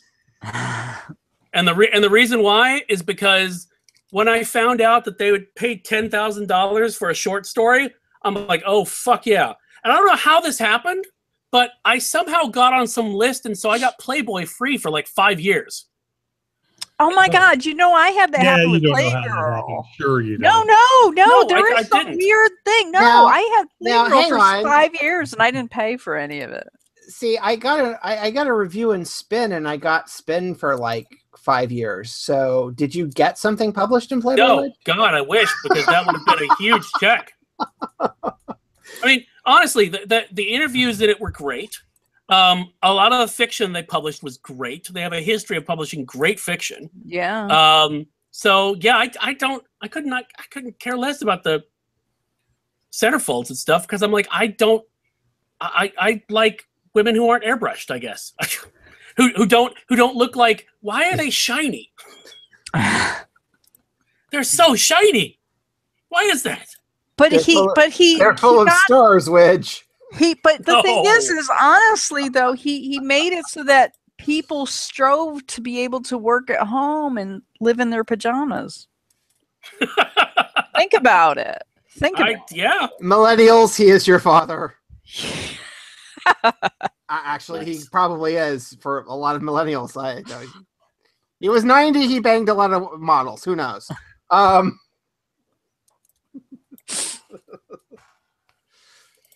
Oh my! It's possible. Could be. Anything's possible. Could be. I mean, if you went in that swimming pool, you may have gotten something. I mean, let's see. Let's see. Bradbury had a piece and had a. Oh, yeah, tons. King published in. Let's see. Did Ellison? Well, what the first? I'm sure. The first music was Alex Haley interviewing Miles Davis, right? Yeah. Let's see. Hang on. Roald Dahl, Stephen King multiple times, Arthur C. Clarke, Philip K. Dick, P.J. Woodhouse. Let's see.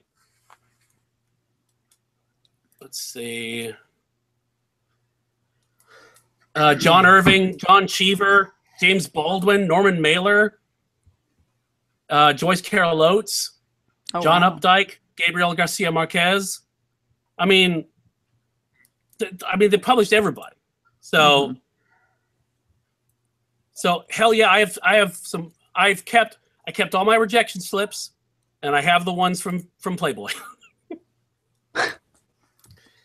How many stories did you submit To Playboy? Yeah. Probably 5 or 6, and I would have done more. But the thing about it is, there's a certain amount of time that you're sitting in the slush pile. So when one came back, I just sent another one. Okay. God damn it! I'm gonna get it here. I want that check. Yes, and the man from Playboy comes to your house with a gigantic check, Widge. Yes. I would have been totally fine with that. In his pajamas. Yeah. Oh, and what was it? In similar news, the you guys heard about Larry Flint, right? No. The $10 million bounty for information to actually impeach Trump. Yes. You mean aside from all of the evidence that's already freely available on video and in print that we for some reason haven't used yet? Somehow we haven't any of that. So if you can go, actually. Oh no, I know exactly why we haven't used it, but yeah, I'm thinking that you need to. You mean besides the incriminating material in Trump the Game? And here's what's sad about that. Okay, I bought a copy of Trump the Game at the thrift store for like $2. I know you do. I know you had it. And we played it in a party, and that's not a bad game. That's what's so sad, is that it's actually a decent game. Well, it's because he didn't actually have anything to do with it, Wedge. Much like most of everything he does. Much of Trump's empire. So this article, have dirt that could impeach Trump. Larry Flint will pay you $10 million. So this sounds like a modern version of what P.T. Barnum and now and well, it is Larry Flint. And what's his name? Prove psychic ability. Oh, is it Uri Geller? No. Oh my God, what's his name? The little guy. He's always that guy. Yeah, that guy. That guy. Oh, what, Amazing Randy? Yeah. Yeah, there you go. That seems what that article's like. Yeah. I'll pay you $10 million. Just look at him. Come on. Actually, he needs to pay the $10 million to some judge or some court person that would file this. I mean, that's. Well, what was it? Do you know who? Actually, you know who would jump on this? Access Hollywood. No, Vladimir Putin needs an extra $10 million. That's true. I'll take. Yeah, he's probably going. Oh my God, I'll do this. Oh, wait a minute. We already know what he's got. The party with the golden showers. Is that? And by that you mean the tile that's in the showers, right? He'll get former president. You don't know that story, do you? Medved. It's like go claim it, Medved. Go get that $10 million. This is the insane part. All of the incriminating shit's already out there. It's freely available. All you have to do is just send him a link. If you send him a link, do you get credit for the $10 million? That's all I'm wondering. All right. Okay. I'll hire everybody under the Spaz House Intuitive Research. We'll research everything and we'll split. I'll write up a contract for everybody. This is Veruca's dad paying the paying the factory to find the fucking golden ticket. Yeah, but no plagiarizing, kids. No plagiarizing. Nice. I'm serious, Widge. Want part of this $10 million? I'm gonna send a note to Larry Flint. Here's another pallet. I'm gonna do this. I believe you. There's another pallet of candy. Where do you want them? First, I follow Larry. Click. Tweet to Larry Flint. Dear Larry. You're my favorite stooge. Oh God. I am a researcher. Fuck Curly and Moe. I would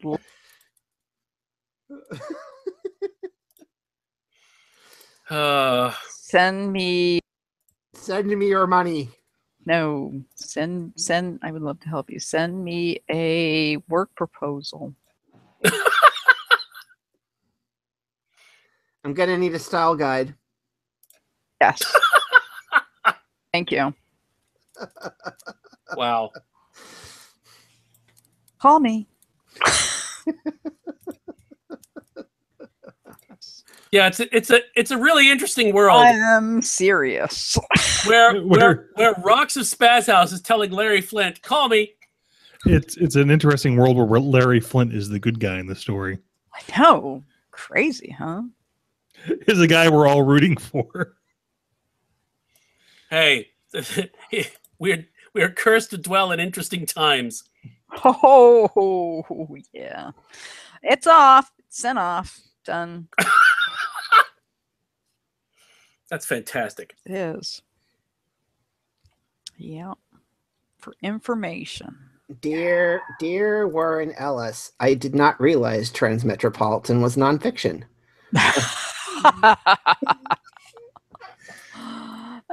How did you do that? Oh, yeah. Seriously. Brought Oh, good times. Indeed. to you in Depresso Vision. Yes. Of which, if you want something kind of weirdly depressing as well, Stephen King has a new book out with his son Owen King, which is called Sleeping Beauties. Yeah, so it's a fairy tale of sorts, only the way Stephen King can create instant chaos when half of the population, those with the XX chromosome, fall asleep and then they're slowly cocooned into some sort of webbing. And then mass civilization is on the decline. The only way Stephen King can do it. So there you go. This isn't like just imagine Stephen King created the Marvel Universe, right? No. Thank Christ for that. No, I mean, he takes a stab at, body politic, male-female relationship type thing over a really short period of time. And it's really interesting. I actually read like a revision. Somebody did a revisionist review piece about Imagine Stanley recreating the DC universe, and it was actually a good review. Mm-hmm. Really? And I'm trying to figure out the amount of drugs that person had to consume to get to that opinion. Well, Stan created the Marvel Universe during a time that, I don't think he remembers. I don't. Well, I don't think he remembers, and I don't think he remembers how much of it he created. But. Are we at work today? Excelsior. Yeah, no. I'm doing this for the kids. He says that now. It's like, we did what? What did we do? Why don't we have Wonder Woman? And I love Stan. I really do. It's just, once you get to a certain age, all your past just sort of goes away, and you're just a kindly old man. No one learned anything from that movie, Apt Pupil. No one laughed. Yeah. Wow. No, I referenced that recently, and what was it? I was reminded that it was Max von Sydow and Rick Schroeder had a version that didn't get finished, which I would love to see. I think they got 40 minutes of it shot. Oh, wow. Yeah, King said he saw the footage and it was great. Man, wow. Yeah, the thing, and again, my thing about Stan is that I really do think that your childhood is over when when you've been watching Spider-Man and His Amazing Friends, and he's like mile a minute nonstop action, and you realize that's only 60 miles an hour. Yeah, your childhood's over then. Yeah. Well, that's because you paid attention in math class. What were you thinking? No, I actually didn't. So that's how you know when you're shit at math. And it, yeah, I didn't tell you that all of it. That that was when I was 25. But It took a while to filter. yeah, definitely. Oy. Wait, that secret hideout with the electronics, is that the same apartment? Oh, okay. Hey, is anyone watching The Tick? I tried watching that. I want to watch it. I have not had a chance to yet. I saw it during Amazon's pilot season, but I haven't watched it as a series yet. Okay. All right. You say you tried watching it, Ross? I tried watching. And why did it fail? Because I like the cartoon better. I do, because whoever voiced Chairface Chippendale was great. Because he sounded like George Sanders. And, how are you going to do Chairface Chippendale? Real. Well, I don't know if they're going to do Chairface Chippendale, because part of the thing is, and Tuffley, you probably know more about this than I do, but some of the animated characters, they don't actually have the rights to, right? They don't have. Some of the animated characters were created for the animated show. Right. Well, Chairface wasn't. And some of the animated characters, well, they were created by all of the same person. So he created all of it, except Ed Edlund, yeah. Yeah, he created. But he let somebody sign away. But the rights to the characters that were cartoon specific were apparently not his, and I don't think he realized that at the time. Is that like Dinosaur Dave guy? Sort of, Right.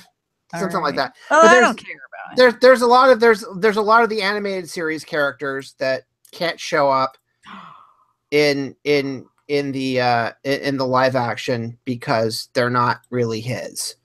Right. Even though he created all of the characters in the cartoon, some of the characters from the cartoon that are specific to the cartoon are owned by, I think, the production company of the cartoon. Mm-hmm. Right. All right. I think the other thing, I think that part of it, that's why they sort of changed up the premise a bit. So. Okay.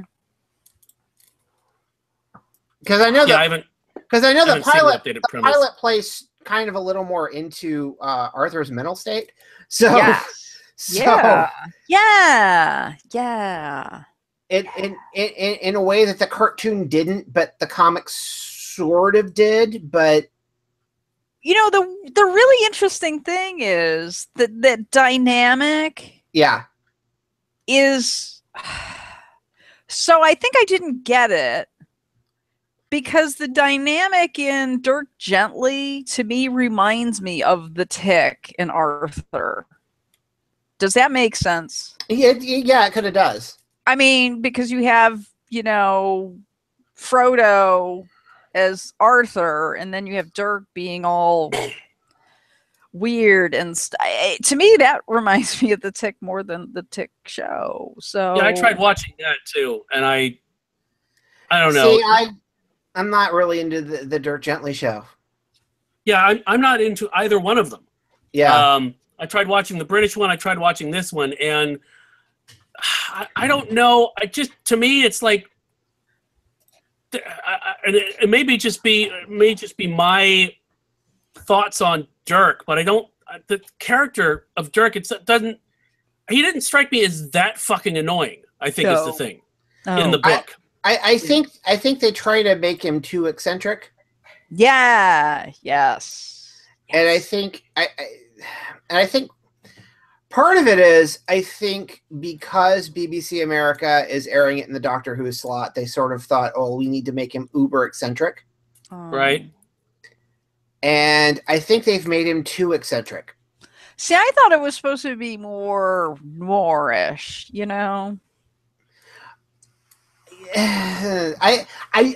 was a lot more slapstick than I thought there would be. Yeah. Yes. And the effects are not that good. Yeah, I thought It's like you're watching something from 10 years ago. it feels a bit more slapsticky than you feel like it should be. Yes. Yes. Yeah. Kind of like kind of like if Tarantino did slapstick. Ooh. You know what I mean? Yes. In that kind of a, but that is literally what they're going for. That is Right. sort of, you know, the Tarantino slapstick kind, or if Tarantino did the Three Stooges, that's what it would look like. They would And- die. There's no resurrection. when you know somebody, when Mo goes for the two fingers to the eye, there's going to be an eye gone. Eli Roth's Three Stooges. Yes. Um, My God. Well, that's Oh, terrifying. so listen, which I know. it couldn't be any worse than Michael Chiklis's Three Stooges. So come on. Oh, that was so horrible. That was Oh, so Chiklis. Sorry, man. yeah. So Bobby Cannavale is in Mr. Robot. Oh, I did not know that. Okay. Yeah. So he's in season 3, and Bobby Cannavale started out with Station Agent and then goes on to a number of other films, but he was in really well in Boardwalk Empire. Yep. He's great in that. Yeah, and then he did he Vinyl, plays- right? Yeah. Yes. Yeah. But in this part that he's playing in Mr. Robot is pretty cool because it's like, huh? I'm looking at him like, is that him? Really? I didn't see, you know, and he's really good. And I really wanted to like Vinyl, but I just couldn't. Oh. Yeah. Same here. So It no, just- that I it- like Mr. Robot. So season 3 is really good. He's like this fixer with a very bad, you know, Monty Hall type sense of style of clothes, which is really cool though. It works. And speaking of that weird kind of style of clothes, HBO's, have you watched The Deuce? Toughly? No, not yet. I haven't yet. I want to. I've been waiting for *Halt and Catch Fire* to end. So I have to. It's almost like I have to take a shower every time I watch the show. That's kind of the feeling I got from the trailers. But the dialogue from even the dialogue in the trailer is fucking fantastic. So It is. Oh my watch god, it for that it's reason. it's fantastic. The music is really good in it. I mean, they're just pulling out all sorts of stuff. So it's New York City in the heyday of the 70s, which means prostitution, peep shows, pornography, and stuff like that. And it's just so dirty. And I don't mean it's just gross. I mean, it's just this was pre-gentrification, and there's a reference it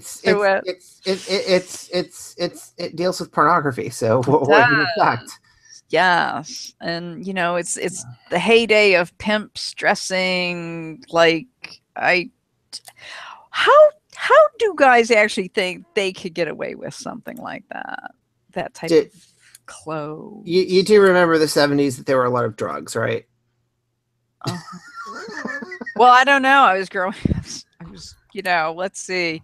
I was born in '64, so. No, you don't remember it either. Okay. No. All right. So. But yeah, Simon always does like really incredible dialogue. So if nothing else, I want to watch that show for the dialogue. And James Franco is playing 2 roles. He's playing a twin, and he's really good. He does a far better job than McEwen did for Fargo, I think, even with the Minnesota accent. So did you get through season 3? I did. What did you think?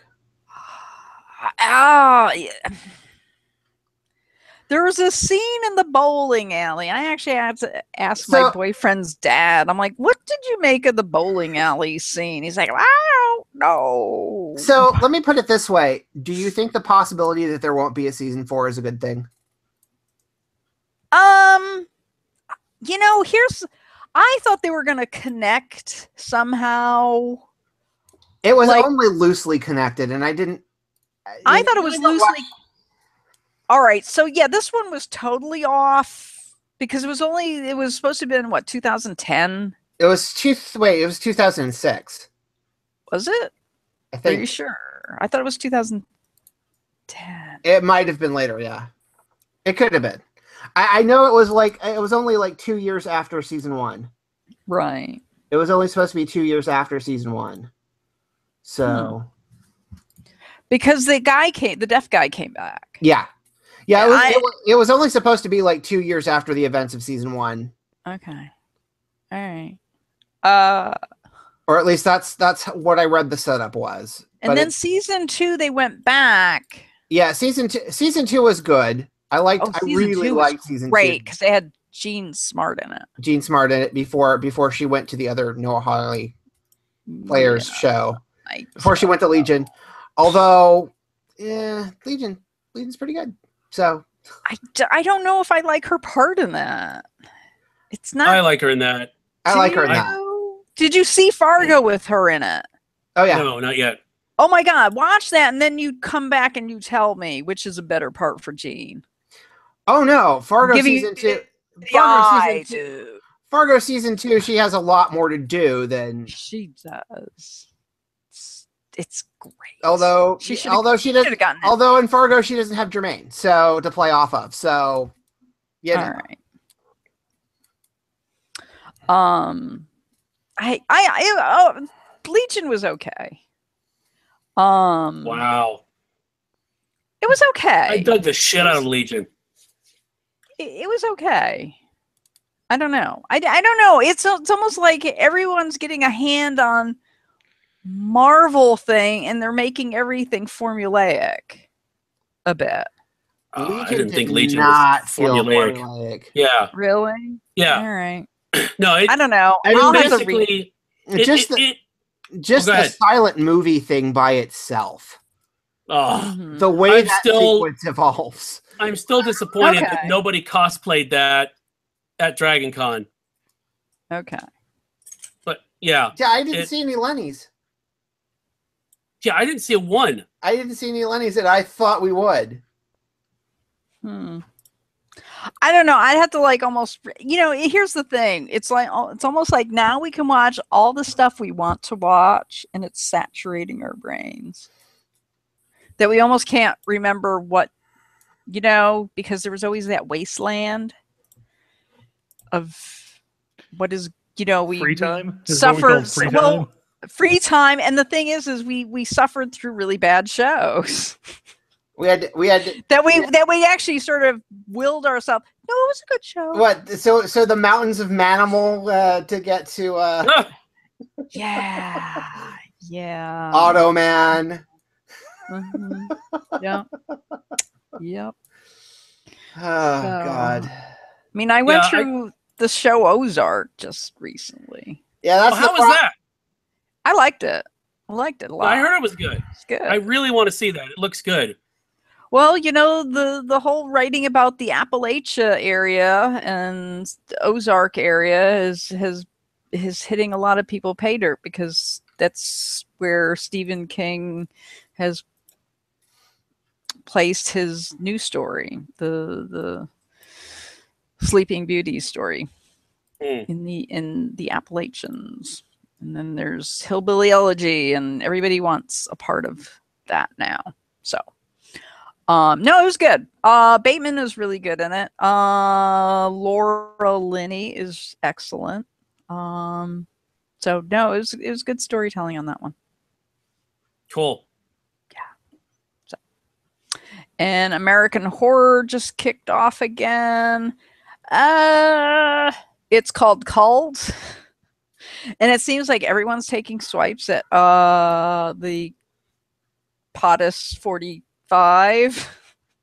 Well, it's like taking on the election results in its entirety, right? Yeah. Well, it's the fallout. So it's funny on how it's things that are playing on your worst fears. The series. Yeah. Starting with one a lesbian couple, and one of them votes for Jill Stein. Yeah. And their entire marriage just collapsed. The most accidentally relevant season of that show ever. I know. Well, Mr. Robot's taking on it too. So yeah. You know, so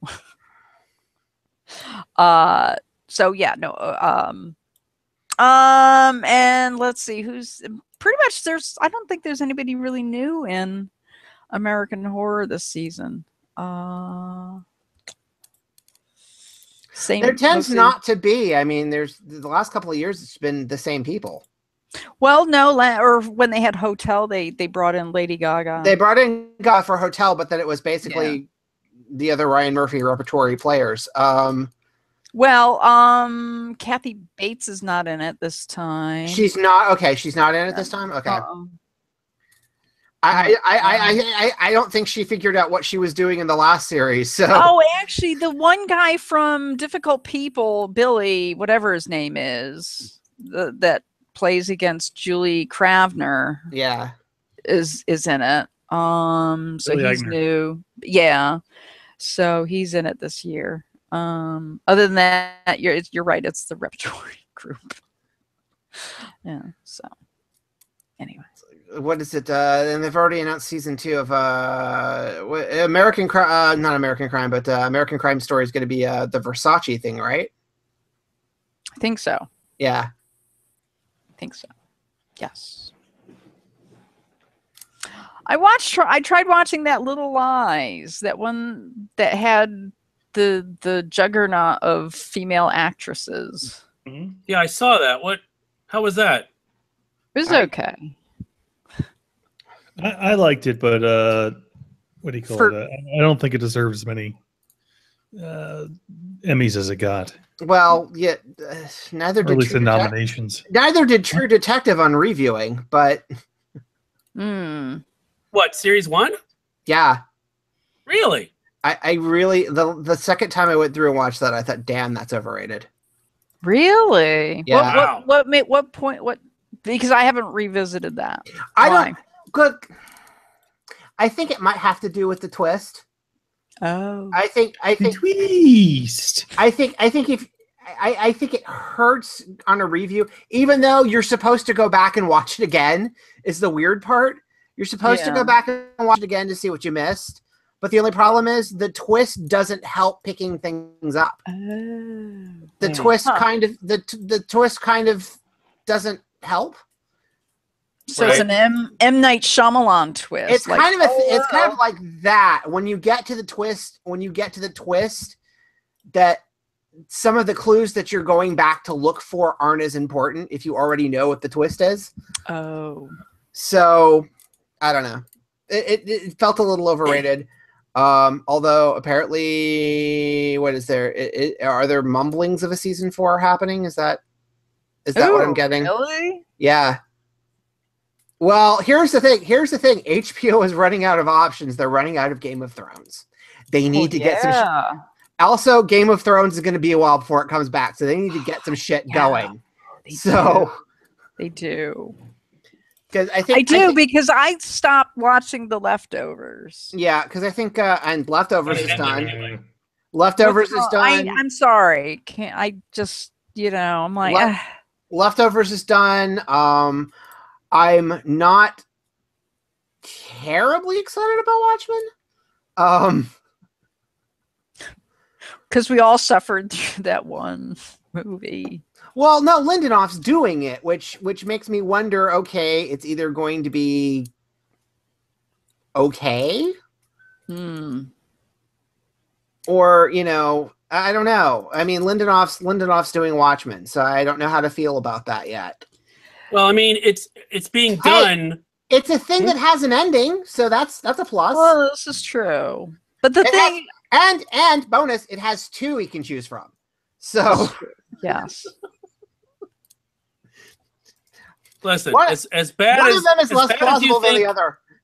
As bad as you think Zack Snyder's Watchmen was, trust me, the screenplay I read was worse. Yeah. Oh, I tried watching King's Mist series. King's Mist? Oh, I thought King's Mist, and I was thinking that sounds like a cheap wine. Well, yeah, it is a cheap wine. Well, but that mist. Yeah, how was that? Because that looked like they were departing from the story a lot. They did, and the thing is as depressing and as horrible is the ending. Well, meaning, this happens of, what is it? Durbanow? Who is it? Frank Darabont. Darabont. His film had a much more oh my god, bleak ending. Yeah, but the thing is it's a novella, and they're trying to make this thing into like Under the Dome, and I'm like, oh my god, I hate all of you. Just get to the grocery store. They're not going to get to the grocery store because they're not. It's canceled. Wait. Oh. Wait, hang on. They have not gotten to the grocery store, and they're how many episodes in? They were in a mall. I mean, it was just everybody was It was one of those things. It's like, all right, they scattered everybody. Okay. It's like, no, this is not the, so when you scatter everybody, that means you have storyline that would last a season because somebody's in the church, somebody's at the mall, somebody is at the gas station. And it's just like, so this was basically the same approach as Preacher season 1. Yeah. Where it's except Wedge, from what I've seen of The Mist, it was executed. It was not executed as well as season 1 of Preacher. No, it was terrible. The special effects were really well. Yeah, in its defense, it had a network that was ambivalent about it. So it had a network that even when it picked it up, and what was the Spike? Yeah. It was well. It's the Paramount network now. Yeah, but Spike. We have a Paramount network again. Yeah, it's Spike. Spike's going away. Yeah, it's the Paramount network. I remember when we had a Paramount network before. Yes. Yeah. Yes, there was a Star Trek show on it. Yeah. Yes. There were 2 Star Trek shows on it. Oh my god. Okay, so let me ask you this. Sorry. Oh, you're gonna ask me about Discovery. Okay. Yeah, I am. Well, actually, what I'm going to ask is about the whole jump. You have to subscribe. What is all that? So the first episode they aired on CBS. Mm-hmm. And then the channel for Murder, She Wrote. Okay, go ahead. Yes. Well, no, actually, the channel for Murder, She Wrote is NBC because they're redeveloping it. Oh yeah. If they developed the Murder, She Wrote that I came up with, would have been amazing. Mine was kidding. No. Mine was basically The Rock plays like Angela Lansbury's character's grandson, and so it becomes a lot like what you call it? Was it Nero Wolfe?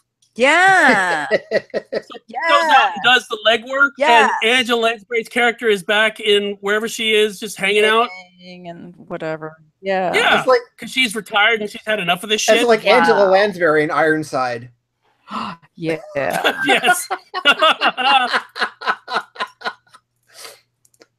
Yeah, I'm like, I would watch the shit out of that show. And I remember what it was. It was that there was an article that mentioned a new rock show that was supposedly happening, as well as the new Murder, She Wrote, which that only went to a pilot, right? That never. They never actually made it serious. Well, there have been several remakes or attempted reboots of Murder, She Wrote. So how did only 2 of them? How did NBC had Angela Lansbury in it?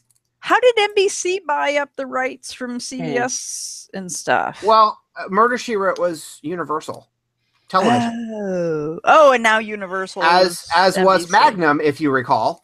And so CBS never actually owned the show. It was Universal Television. Well, CBS always used that kind of weird production value, which is what I'm sure what Star Trek's like, right? I've only seen the first 2 episodes. So I haven't seen any of it. I've only seen the first 2 episodes, and then the premise changes in episode 3 anyway. So, well, I know from my Facebook feed from my friends, they were griping about the whole subscribing thing. Yeah. How is that working out for them? roughly? Well, they're getting, subscribers. They have subscribers for the moment, but although in CBS's defense, the smart play they did was they're only doling it out in weekly installments. They're not dumping the whole series out at once because they've learned what people do with Netflix on particular shows is they get the free trial, watch the show, and then dump it at the end of the month. Mhm. Right. Which is CBS is doing. We're only putting them out once a week. So, Well, NBC does that on some of the shows when they air it on Hulu. yeah, they tend to do that. But yeah, CBS is only doing well. The other thing is, look at how much they actually paid for this fucking thing. I don't know. For Discovery, CBS is paying somewhere in the middle of what did they say the budget was per episode? It was like $6 million an episode. Pooh, what? What? So yeah, exactly. So it's sort of Oh my like, God, John Waters is up in Baltimore going, I can make a movie for one. well, Just what was saying. it? What was If John Waters directed Star Trek Discovery, that would be fucking amazing. That's all Oh, I'm I gonna would say. see. I'd watch it. Absolutely. I want to see Absolutely. I want to see the musical number at the end. Yes. You know what I think too? I think they should get like different people to direct it. Like get some Bollywood director to do an episode, so you have the big dance number and stuff. Didn't they grab a bunch of Game of Thrones directors for this? For Discovery? I don't know. Let me see. Or at least two of them? Well, it seems funny that most shows now, it's like some of these pet projects, it's like Maggie Gyllenhaal is producer on The Deuce. And some of them are, or even on Ozark, Jason Bateman is doing some direction. So it seems like a lot of people are doing this so that they could get some director. Well, part of it is because they don't have to pay them their rates. Right. They can make a deal to like, oh well, you can direct, or you can write an episode, or you can, if you take a lower rate. Executive producer. You can be executive producer if you want points off the back end that we're not ever going to profit on. But sure, you can have that. We're not going to make any money anyway. What the hell? Well, let's see. David Semel, who directed the premiere of Discovery, directed the pilot of Heroes. Yep.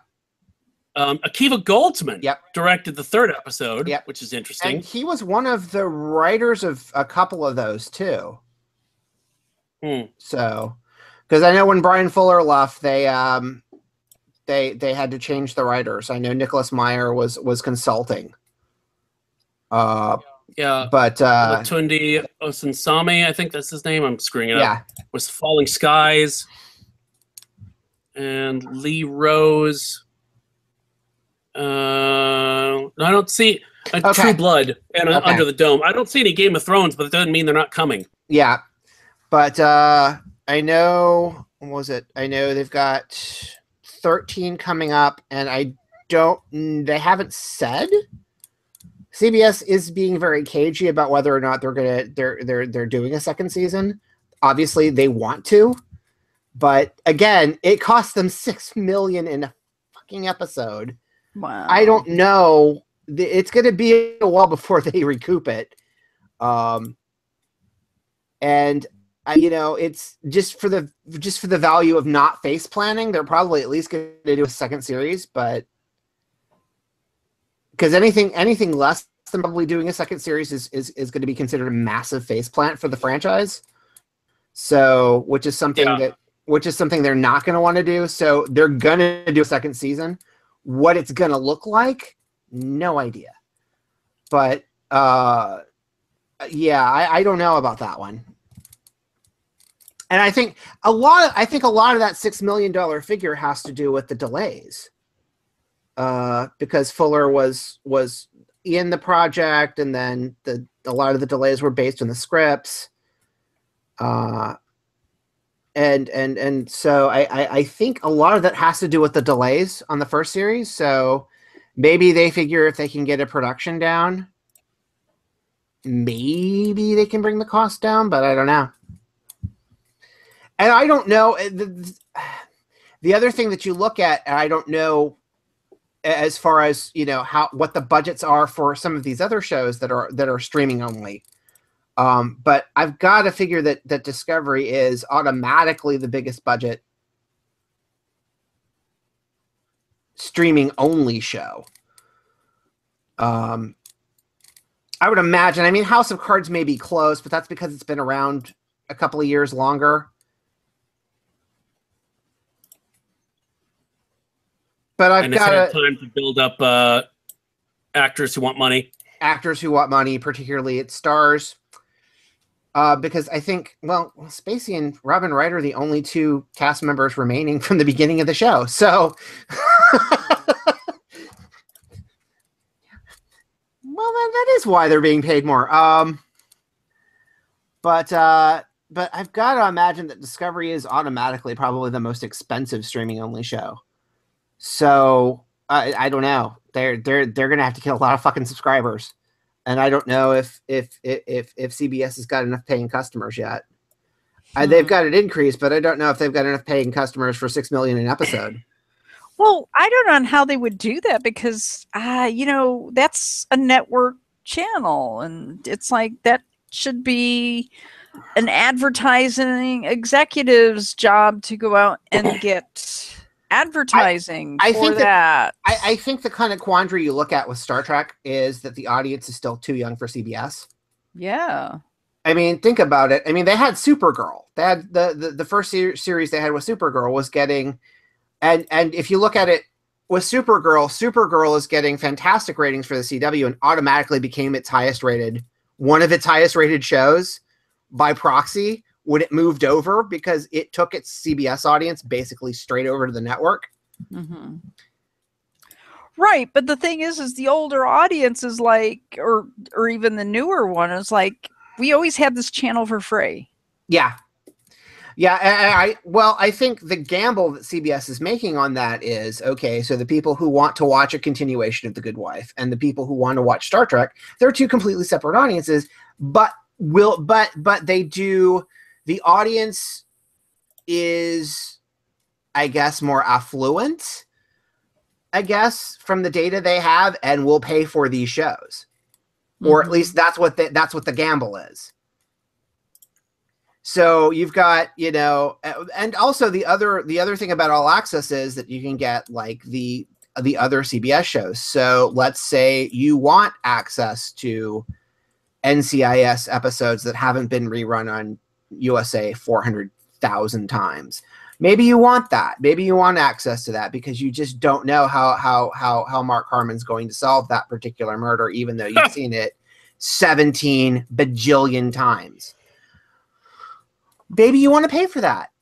Bonus, you get Star Trek or, you know, Christine Baranski drinking wine every episode. You know, maybe that's something you want. So, you know, bonus.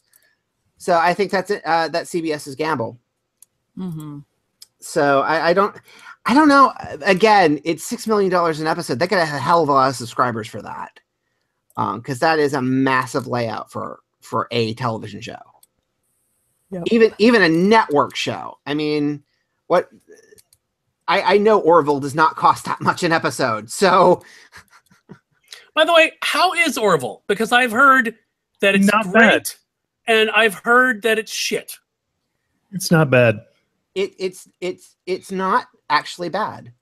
It's the first couple of episodes are sort of stupid, but once you get past that, it's decent sci-fi. It's funny because I think McFarlane and company are sort of having their sort of Star Trek love on the sleeve a bit, right? And I think it's telling, or I think it's quite oddly sweet. If that makes a weird sort of sense in the Seth MacFarlane sense, but you know, again, it's part of the devil's contract that Seth MacFarlane has with Fox. So even if it wasn't good, it'd be on for 7 years. So Nice. Or it'll be canceled, goes to TBS, and then gets renewed. So, again, 3 years later. So, or you were going to be stuck with this show, so at least it's not bad. Oh, I feel better already. Well, I need to scoot. All right. Scoot. Bye. So yeah, my recommendation was Stephen King's Sleeping Beauty's book. Woo. Sweet. Cool. 'Cause I mentioned it like several times. Yeah. So that's your recommendation by proxy. Yes. Ding. Ding. Ding. Thanks, Rox. All right. Bye. Okay, Bye. here's what I found. What? That was who is Siri talking to? That was Siri having a word in on Rocks. Sorry. Okay, good. So I'll go ahead with my recommendation if we're Let's go ahead and do it. Cuphead for Xbox. Oh, really? PC. I've debated whether to buy it or not. You know what it is, John? It's fucking Contra. That's what it is. And you laugh at this, but I swear to God, it's true. It's fucking Contra. It's fucking Contra with cutesy 30s animation to it. That's what it is. If you think about it, it's actually fucking Contra. Is it fucking Contra? It is. It plays exactly except without the code. And people say it's hard, and it is hard. But I think that's what you get when you're fucking Contra. Yeah. But I think part of it is it's the mindset of where modern games are as opposed to classic games, where it's, the modern games, you have infinite respawn. So you do things knowing that your death is not permanent, that or that you don't have to start over, that you wouldn't necessarily do with like save points and infinite respawn, that you would do in a game like Contra or Castlevania, where you die and you have to start all the way over again. You know what I mean? Right. So you play modern games in a different way. So part of the challenge to Cuphead is recalibrating your brain to the way you used to play games. Which is kind of cool. And also, it's fucking pretty. It's so pretty. I can see that's pretty. It's so pretty, and the music is fantastic, and it's fun. It's the most frustratingly fun thing I've played in a while. But again, it's part of like training yourself to play games the way you used to. If that makes sense. Mm-hmm.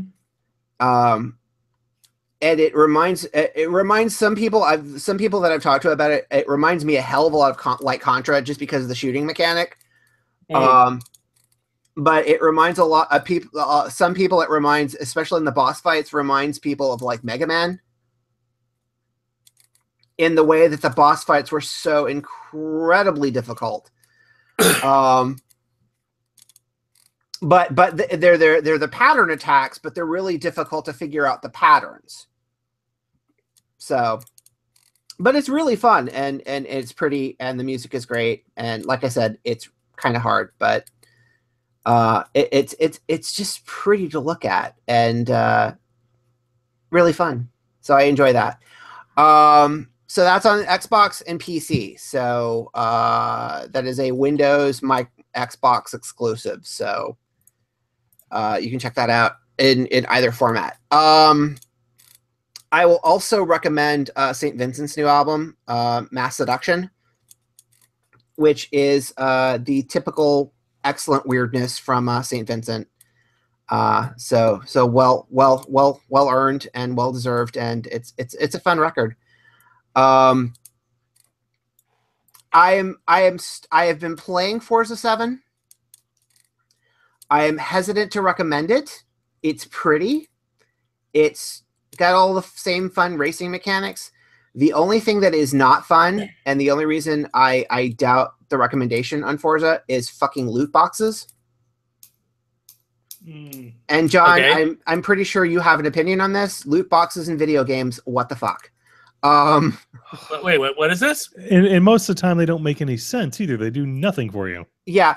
So basically, a lot of games now, particularly in newer iterations of games, mostly sequels, they have traded the mechanic of, and I guess the best way to describe this is, Widge, loot. Some loot is now behind a box, a paywall box, where you have to buy loot boxes that are randomized items. So you may get like rare items, or you may get total shit, but you have to pay to get it. Whether it's in currency, whether it's in-game currency, or microtransaction to in-game currency to get, the same shit you would have earned in a game. Right. And it's sort of, and instead of it being an extra thing you don't have to do, particularly in, I think, less so in the Mordor game, or the Shadow of War game that just came out, but in particularly, I hated it in Mass Effect.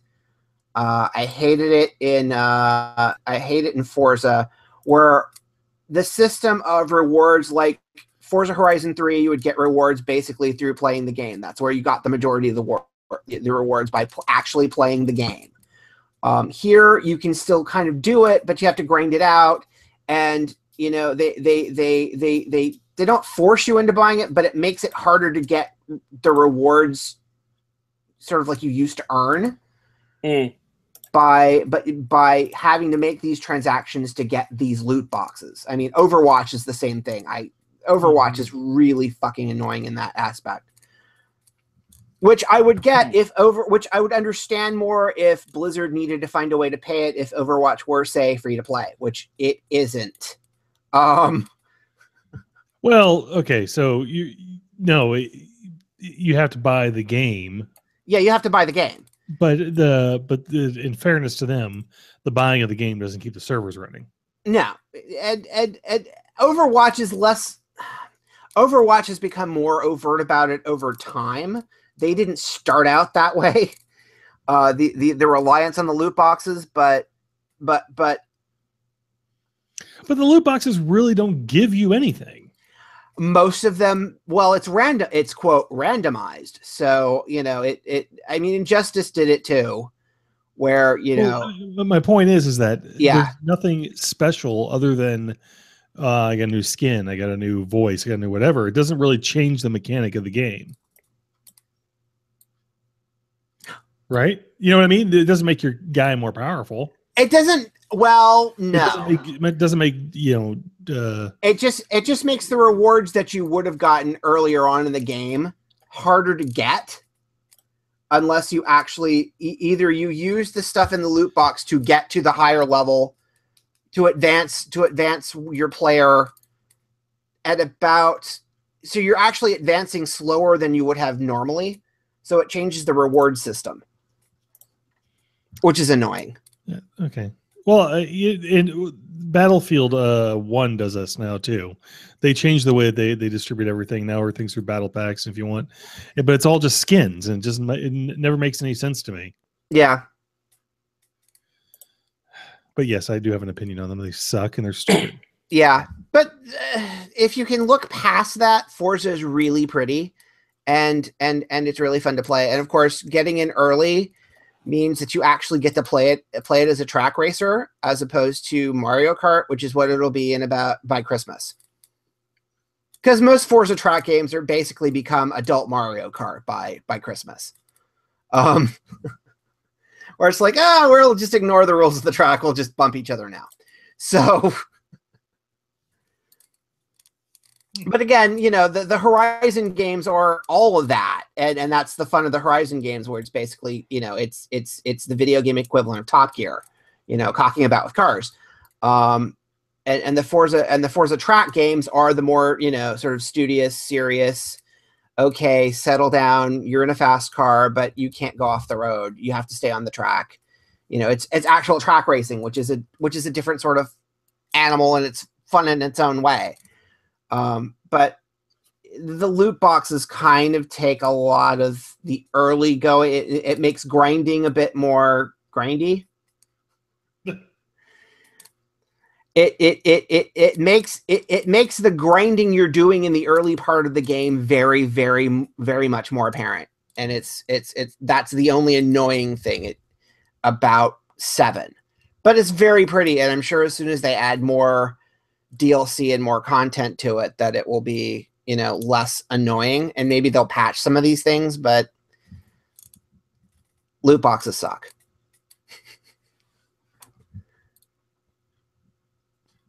So that's that, and I will once again do my periodic recommendation for Wicked, the Wicked and the Divine. The Imperial Phase 2 storyline just ended, so I think they're pausing for a couple of specials, and then next year is the last year of the book. So I think they're going to come out with the year 3 book here shortly. So you can catch up on that. Fun. Cool. Thanks, Dovely. John, what have you got? Let's see, on the backs of Forza, I will go ahead and recommend the Blu-ray of Baby Driver. Yes. This came out this week, although the digital version is ultraviolet, but what are you gonna do? Movies Anywhere. Is ultraviolet on the Movies Anywhere? Some of them are. Okay, well, they have to be those particular studios, don't they? It depends on studio. Yeah, this one is. It's not Sony. I think it's Paramount. I thought Baby Driver was Sony. Hold on, I gotta look. I thought it was. I just ordered it today through well, I'll tell you where I ordered from in a second. The other recommendation I will do is it's a game I just picked up, but it's been out for like a couple of years. Well, not maybe a couple of years, but at least a year.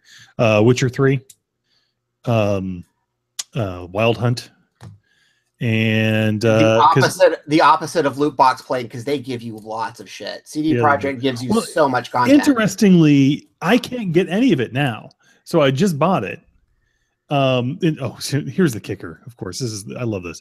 So I looked around for, because what happened was I finally finished Dragon Age Inquisition. Yeah, and so I was looking for a single player RPG that I could, pick up and do, and I don't have folks on online or whatever to play with. And so I was like looking, and of course it was like the top of everybody's list of best RPGs ever. Yeah. And so I looked around for a good price for it, and I finally found it at Best Buy for $20. So I went out to Best Buy and I bought it for $20. And this is not the Game of the Year edition, right? No, that's the thing that went on sale the other day. Okay. 5 days after I bought it at Best Buy. Sorry. No, actually, not even the Game of the Year edition. It's the complete edition. Yeah, there's a complete edition now in addition to the Game of the Year edition. Yeah, on sale on Microsoft right now, or on Xbox store for $19.99. The same exact price that I paid for the one that I couldn't get. And so you're supposed to get some DLC with it, but I can't find where to download it. See, I got it on PlayStation. So PlayStation, all the PlayStation stuff's been up, and but there was on Xbox. There was a ton of free shit when I got it. Yeah, no, and it even says there's even a letter in there that says, hey, yeah, we believe that you shouldn't just buy a game and then that's it. And then be milked for all of this. I mean, they have released a couple of expansions. Yeah, they have expansions, and that complete edition, I believe, is all 3 of the expansions. Yes, it is. Yes, it is. Yes, it is. But it's there's, even without the expansions, John, there's a hell of a lot in that game. Oh yeah, there's a lot. There's a lot. So anyway, I suggest Witcher 3 if you haven't picked it up yet. I mean, it's entirely possible you'll never actually get to all of the content in the game because it's a lot, even without the expansion packs. Mm-hmm. And it's not an easy game to play. No, it isn't. They give you 2 options at the beginning, whether you just want the story. Yeah, it basically takes it easy on you, or you want a little bit of a challenge. Well, I didn't realize how much of a little bit of a challenge was. Well, to be fair though, even at that, it's not like Dark Souls hard. Yeah, that's what I hear. It's not Dark Souls hard. It's not Dark Souls Cuphead hard. Yeah, it's not as bad, but it's a lot more. Yeah, the money isn't just flowing out of from everywhere. It's like Yes. things are expensive. Things are you're You don't get those Assassin's Creed drops, no. Yeah, the progression trees are worked for. I mean, you work for those things. So yeah, it's did you play 2? Did you play any of the other Witcher games? no, I'd never played any other Witcher game. Yeah, yeah. The only thing I heard of Witcher before this was some thing with what's his nose? Yeah. The actor guy. Yeah. Yeah, I can't even remember what his name is now. Nicolas Cage. Yeah, I know. Yeah, you were just trying to. I was trying. Yes, I was trying to forget the existence of that. But okay. But yeah, 2 is really, really deep too. And it's, if you find it for 360, there's a Game of the Year version that has all its packs on it. But it's backwards compatible. Oh, cool. So with 1, so if you find the 360 version of Witcher 2, it's really deep as well. And apparently it was a series of books prior to all this. Yes, it's a series of books, and I believe it's going to be a Netflix series soon. Oh, sweet. Well, everything is. Yes, but yes, there is a Witcher show in development. So this podcast will soon be a Netflix series. Don't jinx it. We're working on that. Yeah. So as far as a Baby Driver, I just ordered it today through Need Coffee. I'm sure you can probably get Witcher 3 on there on Amazon as well if you choose to do it that way. But again, it's on sale right now on the Microsoft Xbox store at least.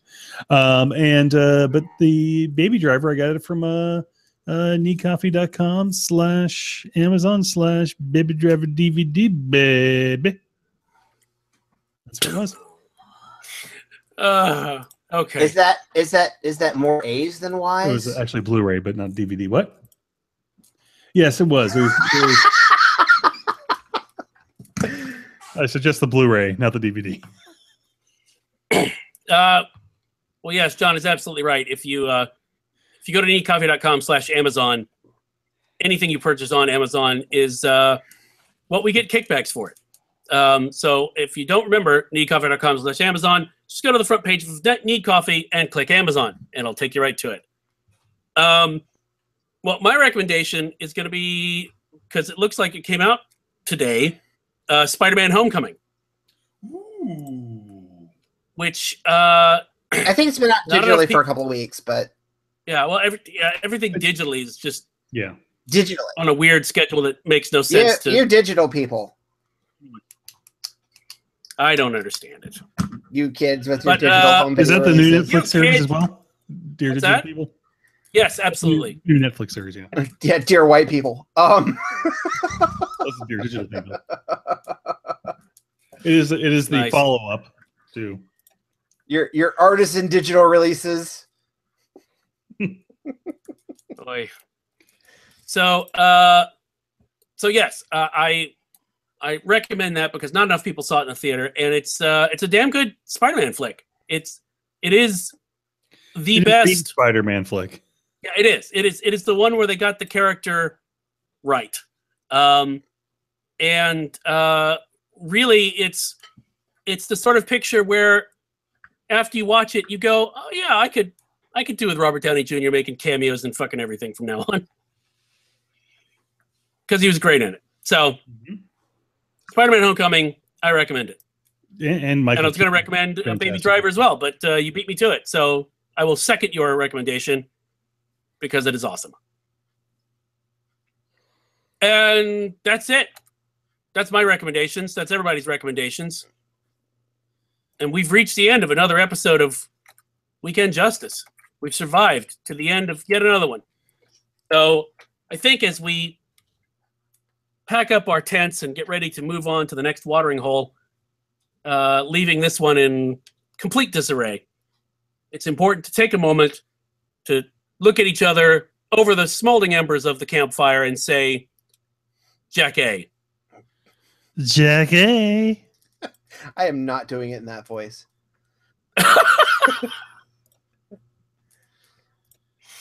You're no fun. Well, my Okay. I left it. I don't have a balloon with sufficient enough helium because that's how you do it.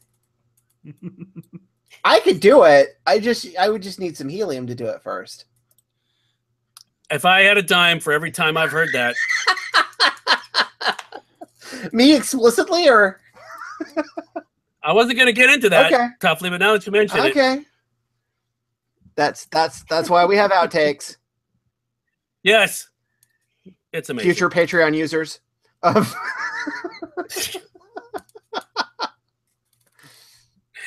Future addicts, A&E executives. Netflix executives, call me, Please. Oi, You know the number. please. You know my name. You know my number. I don't know. I don't know anything anymore. Everybody, give a good hand for Dennis. Everyone, clap for Dennis. What? What? That's the line in the Beatles song. For the introduction for the club for slaggers. Oh, I don't know that one. You know my name. You know the number. Oh, that. Okay, yes. Yes. Good evening, everybody. Welcome to Slaggers.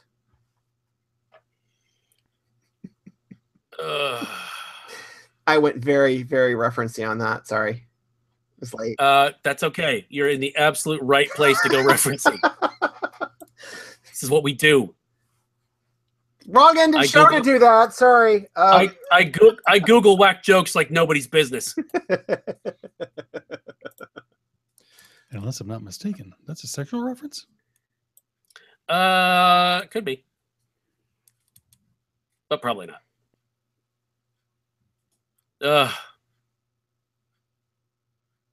Well, there you go. Well, there you go.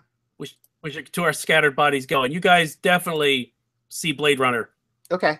It's good All right. for you. We will do that. Yes. Yes, sir. Okay, guys. Good night. Bye. Thanks. Good night. Bye.